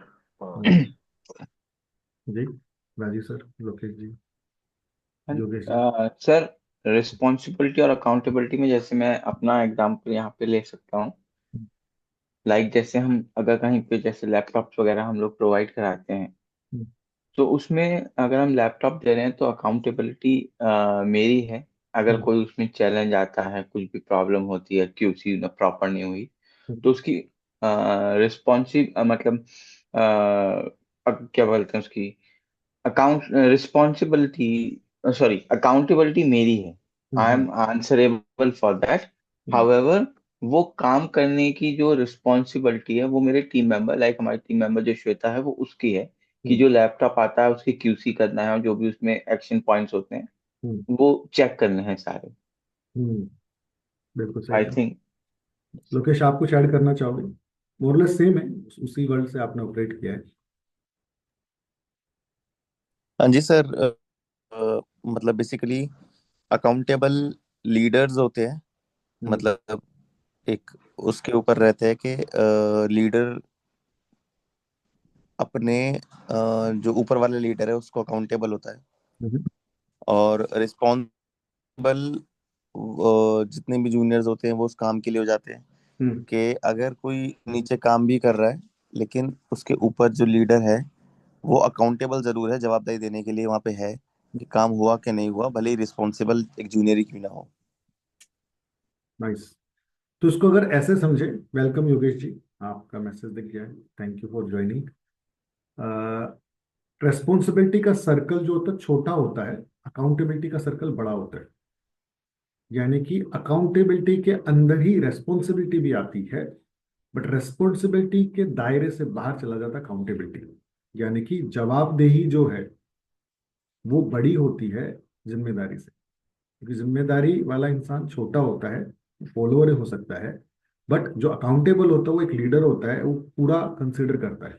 जैसे कि अगर ऑफिस की क्लीनिंग नहीं हो रखी तो रेस्पॉन्सिबिलिटी हाउसकीपिंग, बट अकाउंटेबिलिटी जवाबदेही जो थी वो अंजलि की थी। अंजलि नहीं कर पाई तो प्रियंका की भी थी, और प्रियंका भी नहीं देख पाई तो मेरी थी। तो यानी कि जो अकाउंटेबिलिटी का लेवल है वो जितना बड़ा इंसान कंसिडर करता है वो उतना अपने आप को पावरफुल बनाता है। इंडियन कॉन्टेक्स्ट में क्यों ये थ्री लेयर पावरफुल है, सक्सेसफुल है, क्योंकि ये एक और रूल को और एक और प्रिंसिपल को बैक करता है। वो प्रिंसिपल है check, recheck, again check. Professional world के अंदर आपको ये फॉर्मूला हमेशा यूज करना पड़ेगा, check, recheck and again check. यानी कि थ्री लेयर से आपका कोई भी काम अगर होकर गुजरता है तो चांसेस हैं वो 100% सक्सेसफुल होता है। तो प्रोफेशनल वर्ल्ड के पॉइंट ऑफ व्यू से अगर आप देखो तो आपको आपकी कंपनी का स्ट्रक्चर बनाना है doer, supporter and auditor point of view से। ये तीनों इसलिए बनाए हैं क्योंकि बिजनेस के अंदर अगर मिस्टेक्स को मिनिमाइज करना है, प्रोसेसेस को बेटर करना है, तो चेक, रीचेक, अगेन चेक का फॉर्मूला जब लगाओगे तो चांसेस है वो चीज कंप्लीट होगी ही होगी। कितनी बार ऐसा होता है जब प्रिंटिंग वाले ऑप्शन आते हैं, राजीव जी एग्री करेंगे क्योंकि शायद आपने भी कभी एक्सपीरियंस किया हो, कि जब कोई बंदा डिजाइन करता है, प्रिंट करता है, कुछ हमें क्रिएटिव बनाकर देता है, उसमें कई बार नंबर 9 डिजिट का रह जाता है, कई बार स्पेलिंग में कोई गड़बड़ हो जाती है, कई बार कुछ और ऊंच नीच हो जाती है। तो वो किस लिए होता है? क्योंकि उसके अंदर लोगों ने थ्री चेक रूल नहीं लगा रखा है। ये मेरे से बहुत बार गलती होगी इस तरीके की। तो थ्री चेक रूल क्या होता है कि भाई जिस बंदे ने बनाया उसने चेक किया, फिर उसने जब मेरे को भेजा तो मैंने चेक किया। और मैं हमेशा कोई भी क्रिएटिव होता है किसी एक और बंदे से पूछता हूँ जी चेक करना कुछ है क्या, क्या पता तीसरे की नजर से दिख जाए वो वाली चीज जो मेरे पास नहीं थी। तो आपको ये वाली चीज अपने बिजनेस में स्ट्रक्चर में लानी है टीम के प्रति साथ में। नेक्स्ट चीज जो आपको देखनी है, तीन तरीके की मीटिंग आपके ऑफिस के अंदर 100% होनी चाहिए। अगर आप अपनी टीम को पावरफुल बनाना चाहते हो, अपनी ऑर्गेनाइजेशन को पावरफुल बनाना चाहते हो। One is daily. डेली आपको कम से कम 15-20 मिनट, आधा घंटा मैक्सिमम, इससे ज्यादा नहीं मीटिंग होनी चाहिए। वीकली इज वीक रिव्यू, जहां पे आप वीक रिव्यू के ऊपर फोकस कर सको, और मंथली। तो ये तीन तरीके की आपकी मीटिंग्स होनी चाहिए। तो इसी के अंदर एक कॉन्सेप्ट है स्टैंडिंग मीटिंग और वॉकिंग मीटिंग। बड़ी ऑर्गेनाइजेशन या जापान के अंदर फास्ट होता है ये वाली चीज, क्योंकि प्रोफेशनलिज्म वो ब्यूटीफुल है वहां पे। They do the meeting standing position, क्योंकि स्टैंडिंग में बंदा टू दी पॉइंट बात करेगा, फालतू की बातें नहीं करेगा, और वो मीटिंग को जल्दी खत्म कर लेता है। तो वो मीटिंग 15-20 मिनट में, मैक्सिमम आधे घंटे में हो जाती है, क्योंकि 4 लोग या 5 लोग या 10 लोग खड़े हैं तो ज्यादा देर तक खड़े नहीं रहेंगे वो। हाँ, तो एक ये कॉन्सेप्ट होता है। प्लस मीटिंग के बाद का क्या स्ट्रक्चर बनाना है ना। तो मीटिंग के मैंने 3 लेयर बताए आपको। पहला लेयर बताया कि आप डेली कर रहे हो, दूसरा वीकली रिव्यू कर रहे हो, चीजों को इंप्रूव कर रहे हो, नेक्स्ट वीक का प्लान कर रहे हो। मंथली इज जहां पे आप पूरे महीने का कच्चा चिट्ठा प्लान कर रहे हो, कम से कम आधे दिन की मीटिंग होगी जो ऑफिस से बाहर होगी। अगर ऑफिस में कर रहे हो तो उस दिन ऑफिस में लंच भी होगा, साथ में कुछ ना कुछ शेयरिंग भी होगी लोगों के साथ। तो मीटिंग के बाद हमेशा देखो क्या टास्क निकला, कैसे टास्क होगा, और कब तक होगा। तो तीन एस्पेक्ट पे आपको फोकस करना है। साथ में देखना कि who is responsible for this task, ये किसको असाइन किया गया है। तो आपको मीटिंग के बाद उस डिस्कशन से, मिनट ऑफ द मीटिंग से देखना कि टास्क क्या निकले। और टास्क में क्या नेचर होते हैं, दो। कोई बता सकता है?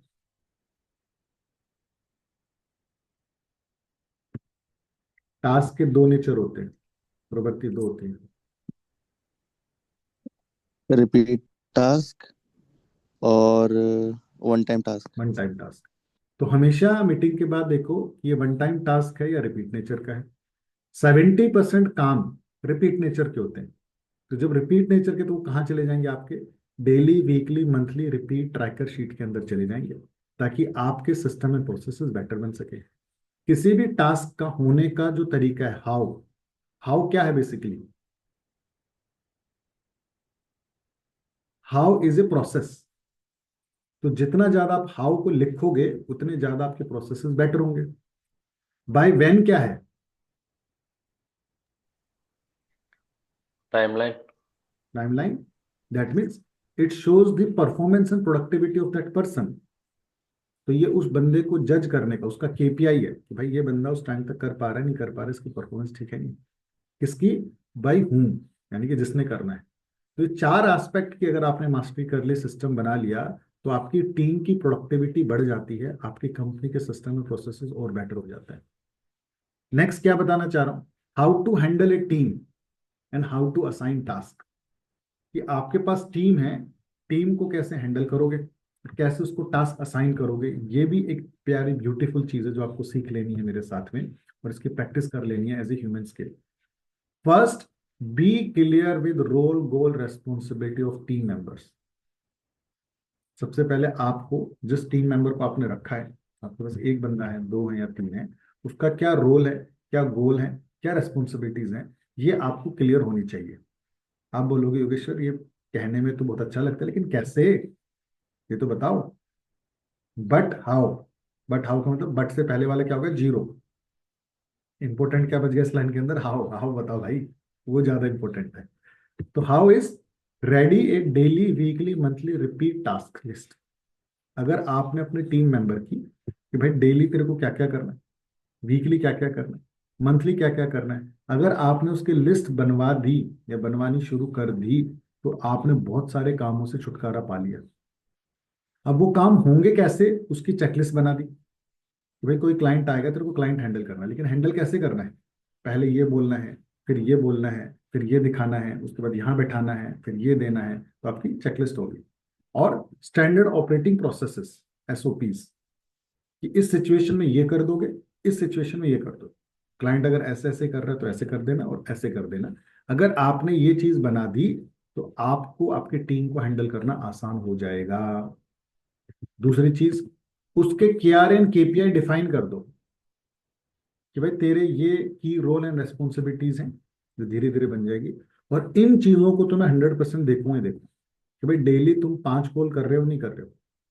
और उसके साथ साथ एक रिव्यू मैकेनिज्म, या तो डेली वाला या वीकली वाला या मंथली वाला सेट करना है।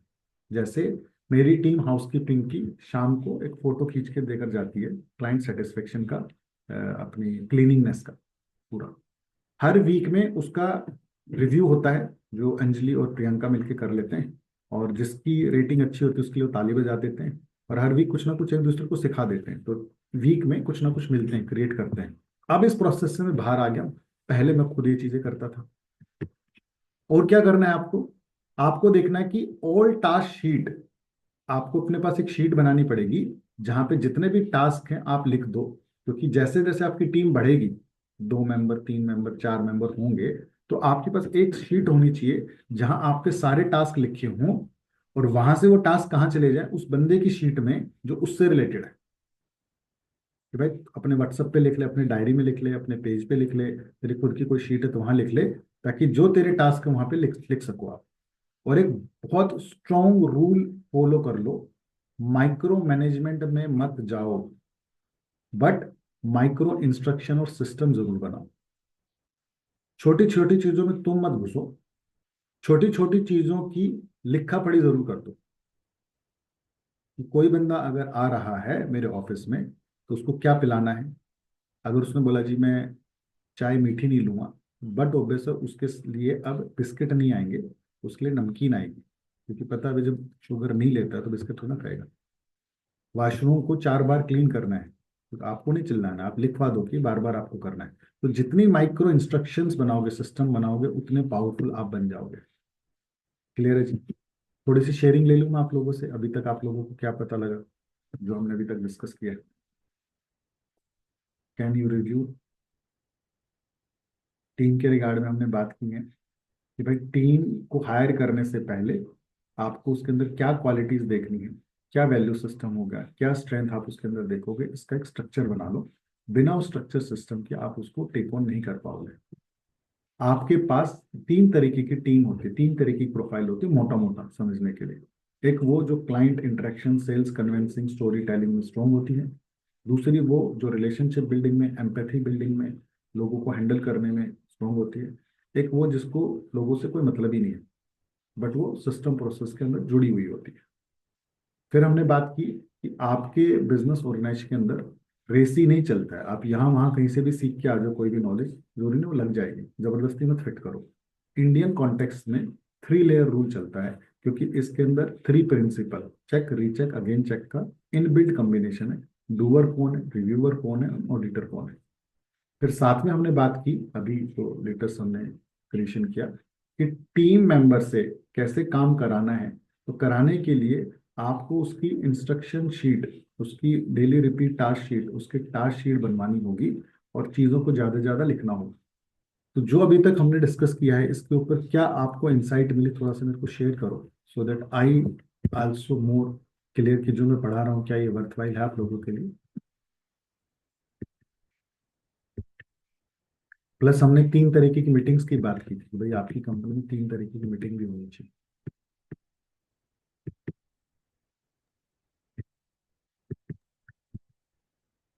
Hmm.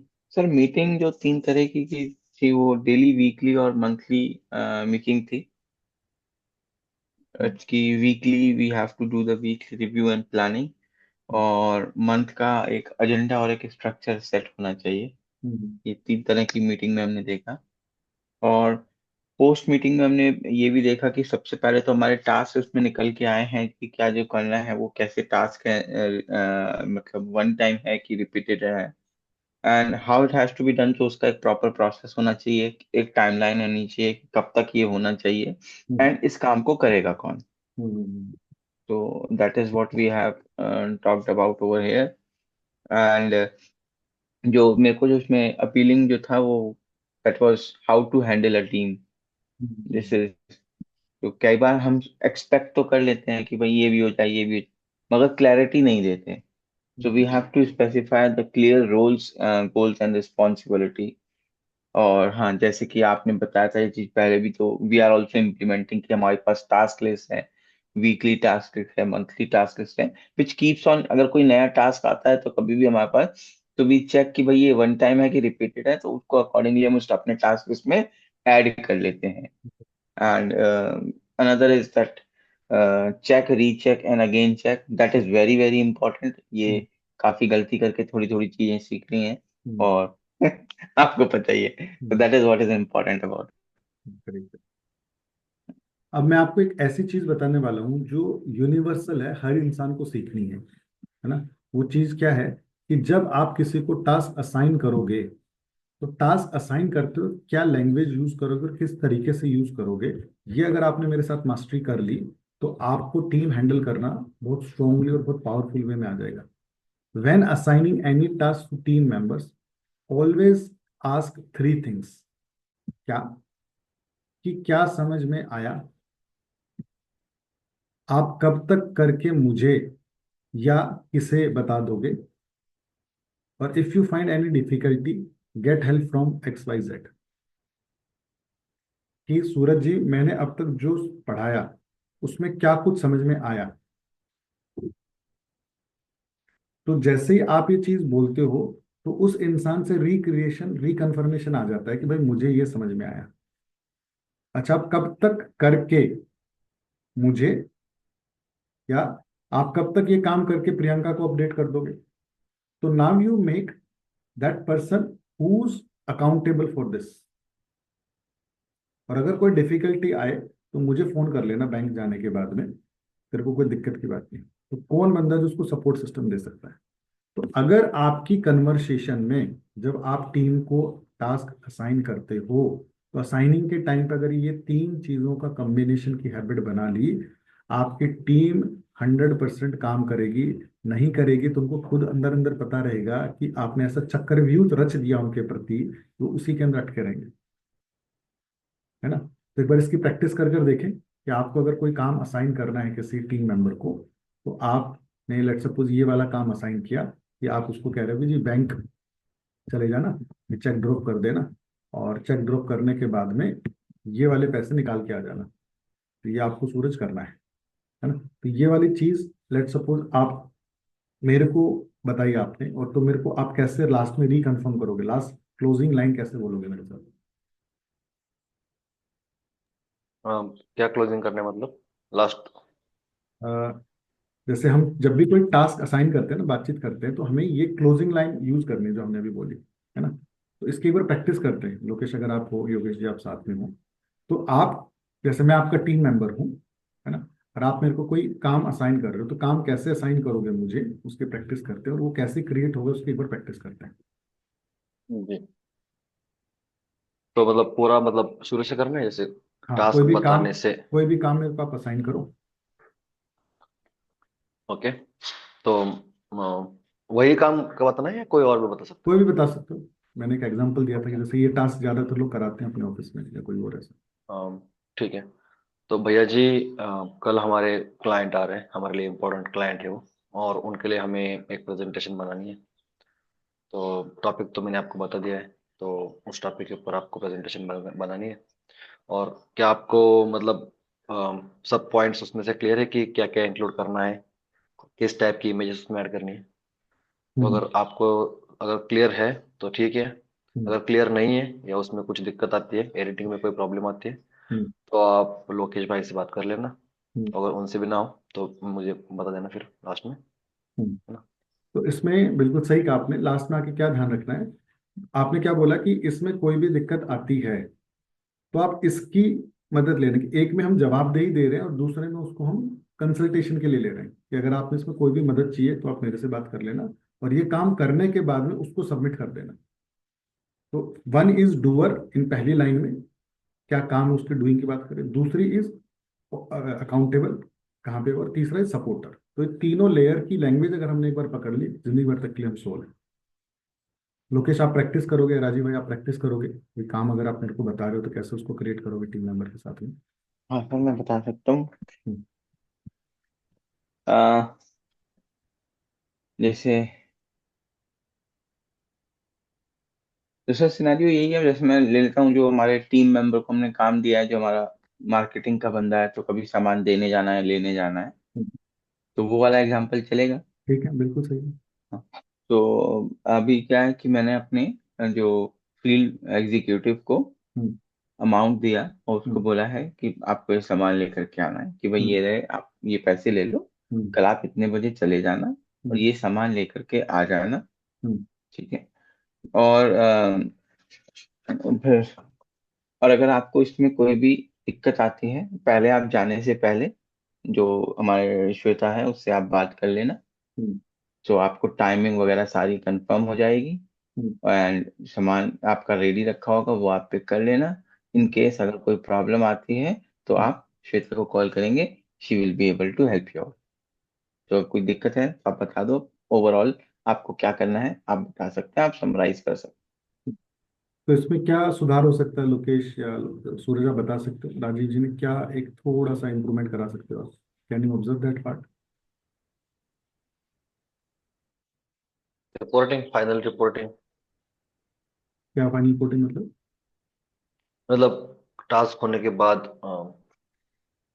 I guess time line का या हैं। मेंशन मेरे किया ख्याल था। से टाइमलाइन नहीं है इस स्ट्रक्चर में, जो हमें चीज टाइम पकड़नी है ना, आपको हमेशा तीन लोगों को इंक्लूड करना है, दो लोग इंक्लूड नहीं होंगे कभी भी, है ना। कैसे होगा इसमें? कि भाई तेरे को काम समझ में आ गया ना, तेरे को हम्म। काम करना है, और ये काम करने के ये काम कब तक करोगे, और या ये काम को करने के बाद में आपको श्वेता को बता देना है ना, या मुझे बता देना है, और कोई भी सपोर्ट चाहिए, डिफिकल्ट है तो श्वेता को फोन कर लियो। यानी कि आपके इस प्रोसेस में तीन अलग बंदे होंगे, one is doer, first line, second is किसको उसके साथ टेक ऑन करना है, ज्यादा कौन है उसको लेके, और बाद में कोई दिक्कत आती है तो किसको फोन करेगा, है ना। जैसे स्टैम्प पेपर हमारा हाउसकीपिंग का लड़का लेकर आता है, उस स्टैम्प पेपर वाले को फोन करके क्या समझाना है, बताना है, वो अंजलि उसको फोन करके बताती है, सर इतने का स्टैम्प पेपर दे दो, ऐसे दे दो, वैसे दे दो यूज करने के लिए। अब वो स्टैम्प पेपर वाला कोई ऐसी बात पूछ लेता है कि भाई कितने की पैसे का एग्रीमेंट बन रहा है, कितने साल का बन रहा है, जो उसके लिए नई बात है, तो उसमें जो हेल्प लेती है वो किससे लेती है? प्रियंका से हेल्प लेती है। यार ये बता दो कहीं ना कहीं पे। तो आप जब भी कोई टास्क असाइन करना स्टार्ट करोगे, आप 3 लोगों को इंक्लूड करोगे। एक बंदा हमेशा इंक्लूड है जिसको काम करना है।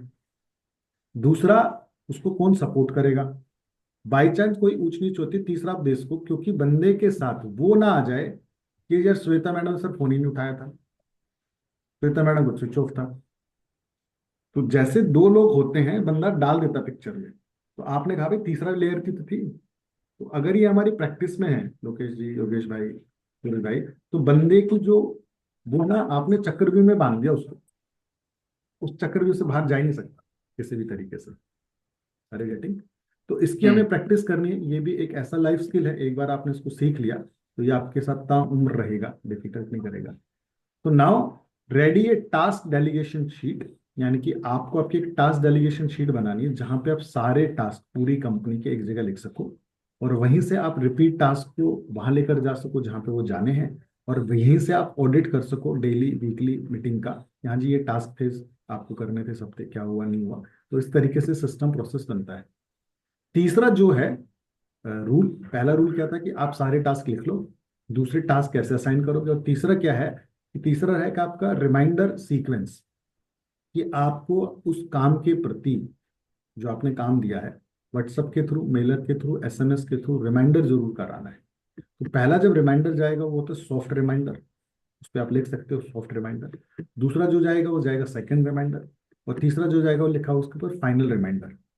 तो आपको अपनी टीम के साथ, किसी क्लाइंट के साथ, किसी वेंडर के साथ कोई भी काम कराना है, जो काम आपका पेंडिंग चल रहा है, तो आपको ये वाला ऊपर टाइटल जाना चाहिए, सॉफ्ट रिमाइंडर। जी मैं वेट कर रहा हूँ पेमेंट का, सॉफ्ट रिमाइंडर पीडीएफ नहीं आया, सॉफ्ट रिमाइंडर पेमेंट नहीं है आपकी। सेकंड, तो दोबारा कह रहे, second reminder I am waiting for your PDF PPT. Final reminder I am waiting, still waiting for your PPT.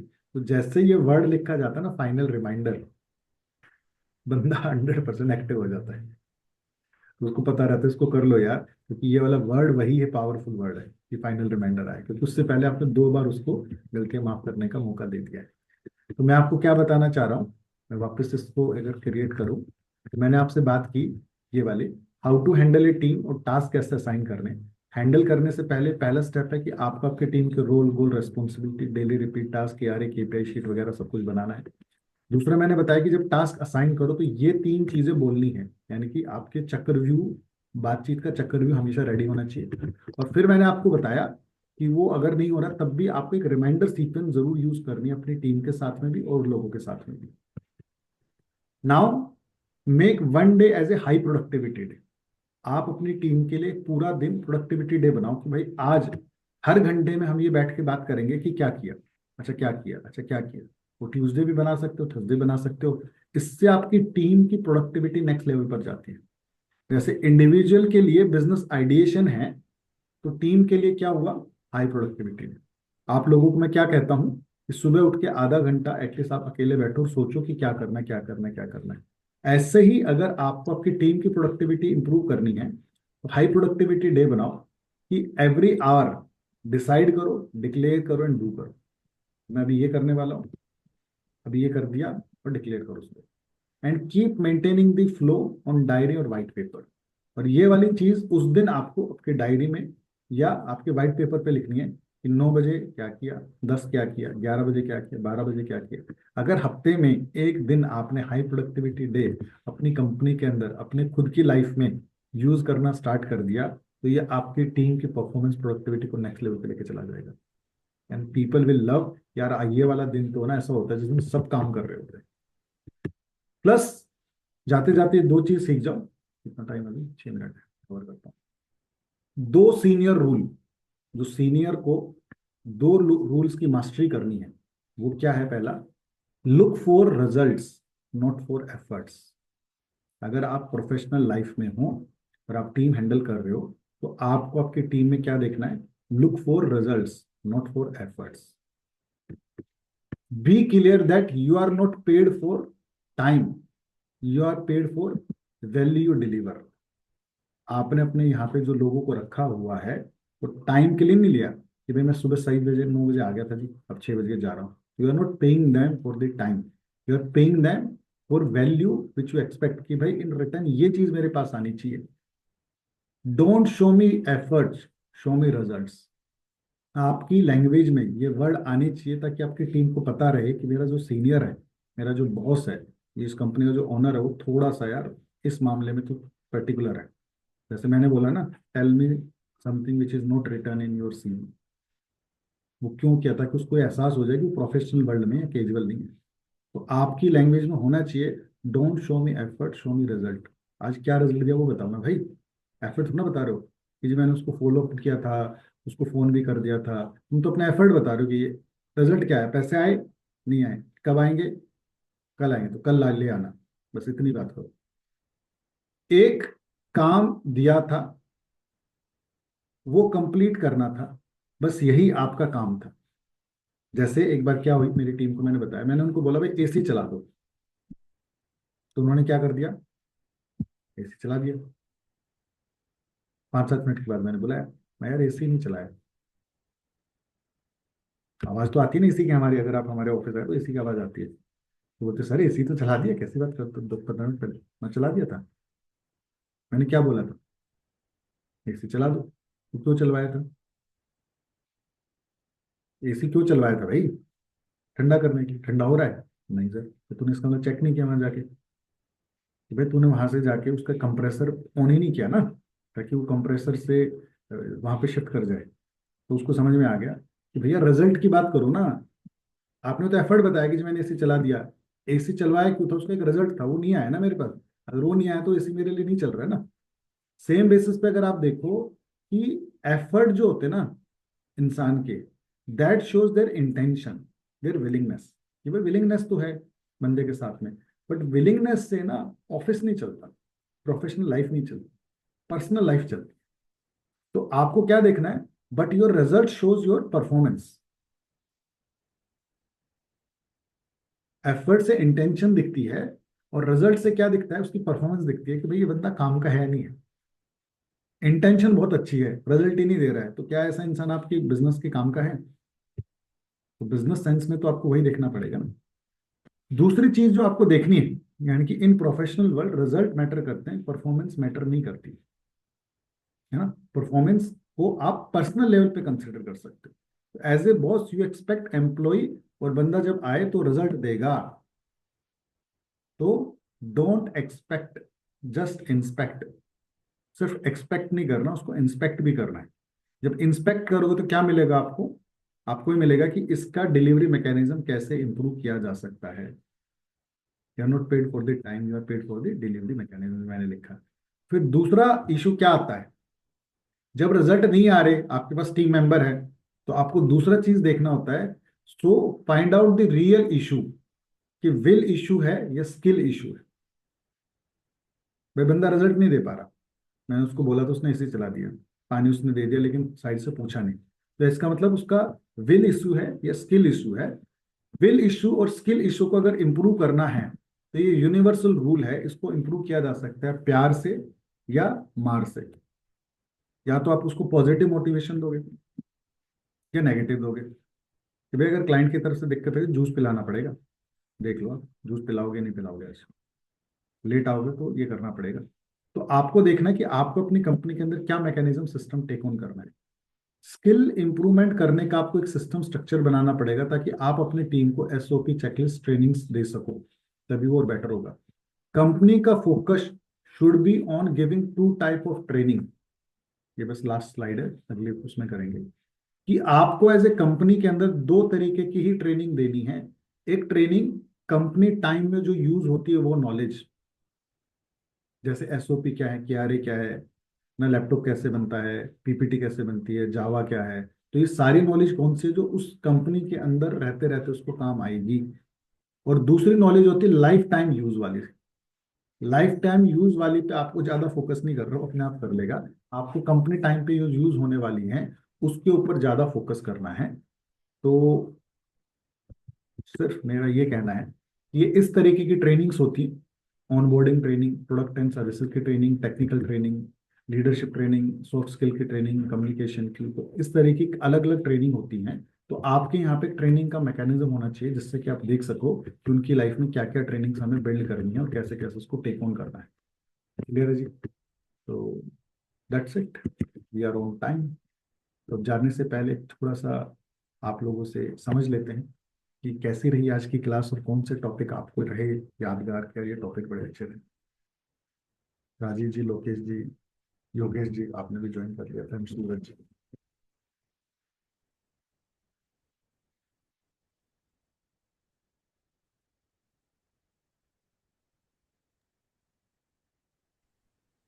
Sir.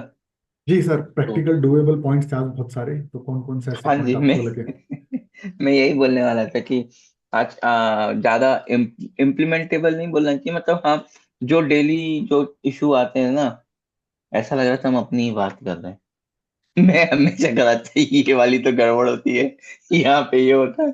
So that was the good point. Team handling पे काफी अच्छा इनपुट्स जो मिले। हाँ, रिमाइंडर में एक जरूर था कि ये सॉफ्ट रिमाइंडर हम भेजते हैं। Sir second third fourth fifth six भी रिमाइंडर हो तो क्या ये वर्ड ठीक होगा? सिक्स्थ रिमाइंडर, फिफ्थ रिमाइंडर, तो ये रूड नहीं हो जाएगा बहुत ज्यादा? सर फाइनल रिमाइंडर के बाद तो रूल हो ही गया ना भाई। हमने एक रूल सीखा था, आपको अगर याद हो तो, प्रोफेशनल लाइफ में चेक करने के लिए 3 लेयर है: strong commitment, clear communication, extreme ownership. तो तीसरा रिमाइंडर का मतलब वो बंदा अपना प्रॉमिस फॉलो नहीं कर रहा है, ये तो रूल क्लियर हो गया, उसका हम्म। कमिटमेंट पूरा नहीं हो रहा। दूसरा, रिमाइंड किसको कराना पड़ रहा है? हमें कराना पड़ रहा है, तो उसका मतलब उसकी तरफ से क्लियर कम्युनिकेशन नहीं है। ये बंदे को हम्म। पेमेंट देनी थी, आना था, वो खुद नहीं बता रहा मैं कि भाई मैंने तेरे को प्रॉमिस किया था मैं 20 को पेमेंट दूंगा, लेकिन मेरी आज पेमेंट नहीं आ पाएगी। तो उसका मतलब बंदे का क्या दिख रहा है? खुद सिंसियरिटी दिख रहा है ना? वो सिंसियरिटी भी नहीं दिखा रहा, वो बोल रहा है यार भाई राजीव जी, यार एक लैपटॉप ही तो लिया आपसे, आपने ना टीम को पीछे लगा रखा है मेरे, 4 बार तो फोन करती पूरा दिन में। तो इसका मतलब एक्सट्रीम ओनरशिप भी नहीं ले रहा है। चला लैपटॉप हम्म। दे दिया, उधार दे दिया, तेरा काम चल गया, मैंने पूरा सिस्टम लगा रखा, पैसे भी नहीं दे, ऊपर से मेरी कमी निकाल रहा है। तो ऐसे इंसान के साथ तो जिंदगी में काम नहीं करना है, तो सी कैटेगरी का क्लाइंट अपना। ऐसे इंसान तो हम्म। परेशान करेंगे ना। इतने सारे लोग हैं, मुझे अच्छे लोगों को तलाश करने हैं, बाई चांस जो पैसे नहीं दे रहे लेकिन वो ऑब्लाइज फील कर रहे हैं, जी सर गलती होगी, थोड़ा दिक्कत थी, मेरा प्रॉमिस है। एटलीस्ट वो तो हो भावना, वो भी भावना नहीं उसके अंदर, है ना? राइट। मिला लोकेश आपको आंसर? सूरज जी आपको? क्यों 3 ही रिमाइंडर ही इंपॉर्टेंट है सर, उसके बाद तो फिर फायदा नहीं है। He is not your personal. आपके बच्चे हैं जो काम ना करे, आप उसको मेरा बेटा उठना है, रिमाइंडर करो बेटा उठना है, कल उठना है, बेटा नहीं हो तो आप सहन करोगे क्योंकि आपका बच्चा है भाई, वो थोड़ा बच्चा है। एज इन तो पर्सनल रिलेशंस में हम कैसे कर सकते हैं इसको कि अ, जहाँ पे हम ज्यादा, जैसे अगर हमारे बच्चे ही है एकदम कोर में ही है, वाइफ है, स्पाउस है, उस केस में तो हम कुछ ज्यादा बियर कर लेंगे, मॉम डैड है। हम्म। लेकिन थोड़े जैसे दोस्त है, मतलब बहुत करीबी भी नहीं है लेकिन अच्छे दोस्त है, हम्म। या रिलेटिव्स है, अभी हम्म। रिलेटिव्स तो बहुत करीबी तो नहीं होते लेकिन हम्म। है, मतलब हम्म। उस केस में हम क्या कर सकते हैं? हम्म। तो लास्ट में एक चीज डिस्कस की थी, अच्छा आपने टॉपिक लिया ये, कि कोई भी रिजल्ट नहीं आ रहा, रिमाइंडर कब देना चाह रहे हो कि आपको कुछ रिजल्ट चाहिए तो वो नहीं आ रहा है ना, रिजल्ट नहीं आ रहा है, तो आप देखोगे कि रिजल्ट नहीं आ रहा, तो इसमें स्किल इशू है या विल इशू है ना? तो अगर विल को इम्प्रूव करना है तो प्यार से या मार से इम्प्रूव होगा, और स्किल इश्यू तो वो कैसे इंप्रूव होगा? ट्रेनिंग से इंप्रूव होगा। क्लियर हुआ? तो अगर विल इशू है क्योंकि वो बंदा वो काम नहीं कर रहा है, स्किल की तो जरूरत नहीं, क्योंकि आपने समझा दिया होगा ना, बता दिया होगा उसको इंसान में, तो 100% उस इंसान के लिए कुछ ना कुछ मार का प्रबंध करना पड़ेगा कि भाई देख ऐसा है, मैं 3 बार बता चुका हूँ तेरे को, तो करा नहीं, आज तो जूस तेरे को पिलाना पड़ेगा। मेरी लगती है एनर्जी, एनर्जी खराब होती है, जूस पिला दे तू, अगली बार दे दो कोई, लेकिन कोई दिक्कत, लेकिन आज जूस पिला कहीं ना कहीं पे, है ना? जैसे प्रणय की कोई पेमेंट फंसी हुई थी, एक बंदा बार बार बार बार परेशान कर रहा है, मैंने प्रणय को बोला भाई देख अंदर से तेरे को ना वो ममता वाला भाव खत्म करना पड़ेगा, स्ट्रॉन्ग बनना पड़ेगा। ऑफिस जाए ना, साले के ऑफिस से कुछ ना कुछ उठा के ला, चेयर उठा के ला, टेबल उठा के ला, उसका जग उठा के ला, कुछ ना कुछ ला, ताकि उसको टीम को ये दिखे ये बंदा आया था पैसे लेने, सर मिलते नहीं है, ये बंदा आता कुछ ना कुछ लेकर जाता है, तो उसकी जब तक बेइज्जती नहीं होगी ना उसकी टीम के सामने, वो देगा नहीं। मोटी चमड़ी है, 1 साल से तेरे को पैसे नहीं दे रहा है, छोटी अमाउंट थोड़ी ना यार। बंदे को अगर नियत होती 20-20 50 हज़ार करके भी देता, काम चल जाता ना। बड़ा ऑफिस दिखा रहा है, पैसे नहीं दे रहा है, तो कुछ ना कुछ तो दर्द देना पड़ेगा ना। दर्द छोटा दो भाई, जूस पिला दे आज गन्ने का, तुमने एनर्जी खराब करा दी। बार बार बोल रहा हूँ तो कर ही नहीं रहा। ठीक है जी। लोकेश जी, क्या कुछ प्रेजेंट हुआ आज की क्लास से? योगेश जी, आपको योर शेयरिंग्स कुछ थी काम की क्लास आज की? थोड़ा आदमी डिस्टर्ब रहा, वो एक तो लेट में उठा, जी। और ऊपर से ये फोन भी मेरा दूसरा बैटरी खराब है, पता नहीं इंटरनेट खराब है। हम्म। तो मैं वो देखूंगा हम्म। रिकॉर्डिंग, ठीक है सर, बढ़िया से रिकॉर्डिंग देखिएगा, अच्छी फिर क्लास है देखते सर। हैं। Done done done sir. So nice sir. Lokesh, are you with us? Want to share anything? Otherwise we call off. भैया जी मेरी शेयरिंग तो रहेगी। हाँ हाँ हाँ, जी जी सर। तो मेरे लिए तो काफी शेयरिंग है आज के, हम्म। मतलब हम्म। स्टैंडिंग मीटिंग का कॉन्सेप्ट मुझे बहुत पसंद आया। एज इन, हम्म। अगर जिस दिन में मतलब मेरा कुछ स्टार्टअप वार्टअप अच्छे से हो जाए हम्म। उस दिन में, और मुझे वॉकिंग बहुत पसंद है, तो मैं उसके ऊपर बहुत फोकस करूंगा कि मैं मेरे एम्प्लॉय के साथ थोड़ा वॉक कर लूँ। हम्म। इनफैक्ट इन कंपाउंड इफेक्ट के बुक में मैंने वो पढ़ा हुआ था, वो जहन में बैठ गया है कि यार वॉकिंग करना चाहिए, वॉकिंग मीटिंग करनी चाहिए। Hmm. Another one is that कि एवरी ज्ञान is not necessary to be implemented. ये बहुत हम्म। अच्छी सीख है। ये हम्म। ज्ञान तो बहुत रहेगा, बहुत तरह का ज्ञान आपके पास आएगा, और अब आपको तय करना है कि कौन सा वाला इम्प्लीमेंट करना है, कौन सा वाला नहीं करना है हम्म। आपके लिए, what suits you likewise. Third is कि मैं बहुत दिनों से ये सोच रहा हूँ, जैसे ये हम प्रोफेशनली बहुत चीज़ों को ऑर्गेनाइज रखते हैं। जब मैं अभी आईटी में काम कर रहा हूँ तो आईटी में तो बहुत ऑर्गेनाइज रहता है काम। कौन सा टास्क, उसका स्टेटस क्या है, पेंडिंग है, इन डेवलपमेंट है, या कोई उसको चेक कर रहा है, टेस्टिंग में है, या डन में चला गया। तो मैं ना ये सोच रहा हूँ कि खुद के लिए भी एक ऐसा कोई सिस्टम, जैसे हम टू डू की लिस्ट तो निकालते ही है, हम वीकली टास्क की लिस्ट भी निकालते हैं। मैं उसको सोच रहा हूँ कि यार हमारे एक प्लेटफॉर्म रहता है जीरा टाइप, हम्म। अगर आपने सुना हो तो डेफिनेटली। उसमें वो ऐसा स्लॉट्स रहते हैं बने, ऐसे कॉल भी बने रहते हैं, और उसमें अलग अलग टिकट रहते हैं। हम्म। तो ना मैं सोच रहा हूँ कि ऐसा कुछ देखता हूँ मैं एक्सप्लोर करके कि ऐसा कुछ मिलता है क्या, जिससे मैं ज्यादा अच्छे से उसको मॉनिटर कर सकूँ। Lastly clear with the roles and responsibilities. तो वही है कि हमें क्लियर होना चाहिए कि हम हमें किससे कौन सा काम करना नाइस। है। तो सो आपके लॉट लिए टुडे। 3 चीजें बोलूंगा मैं आपको जब तक लोकेश नहीं आ रहा।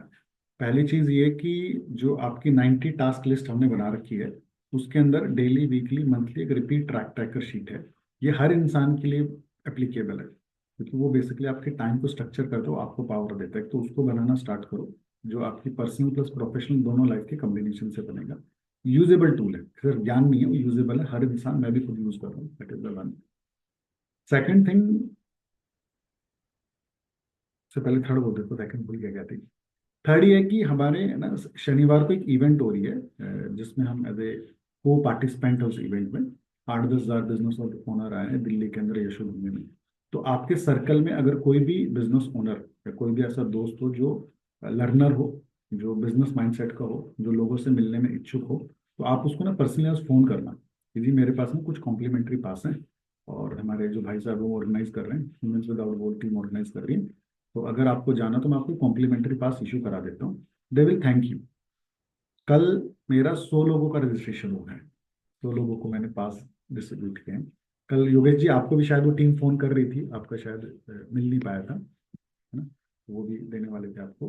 तो इंटेंशन इज, कई सारे लोगों ने इतना थैंक यू बोला, यार भाई सी तूने हमें कंसिडर किया, यानी तेरे को याद था कि ऐसी इवेंट मेरे काम की हो सकती है, and they feel very very happy. पुराने पुराने लोगों के, यार ये बंदा बिजनेस कर रहा है और ये लोगों से मिलके नॉलेज लेके ज़्यादा और अच्छा रहेगा उस हिसाब से। तो फाइंड आउट, आपके दिल्ली एनसीआर के कुछ लोग हैं, दे विल फील गुड कि यार सूरज इतने दूर से हमारे बारे में सोच रहे हैं। That is one way of helping the people around in that part. ये तो ये क्या ऑनलाइन होने वाली है? ऑफलाइन है, ये ऑफलाइन है। यशोभूमि में 9 बजे से लेकर 7 बजे तक बहुत सारे स्पीकर्स अच्छा। आएंगे, बहुत सारे लोग होंगे, ट्रेड एग्जीबिशन भी है, फूड स्टॉल भी है, नॉलेज पार्ट भी रहेगा, है ना? मैंने लोकेश को ये भी बोला था कल। पास पास जो है वो कैसे फिजिकली पास है? नहीं नहीं, वो डिजिटली आपकी उस पे आए होंगे, क्या बोलते हैं, व्हाट्सएप पे और मेल हाँ पे। हाँ, और वहां जाके ठीक आपको है, दिखाने, वहां से वो आपको फिजिकल वाला पास इशू करेंगे वहां जाने के बाद, ठीक है जी, ठीक है ना? है, तो okay. Lokesh, anything else you wanted to share?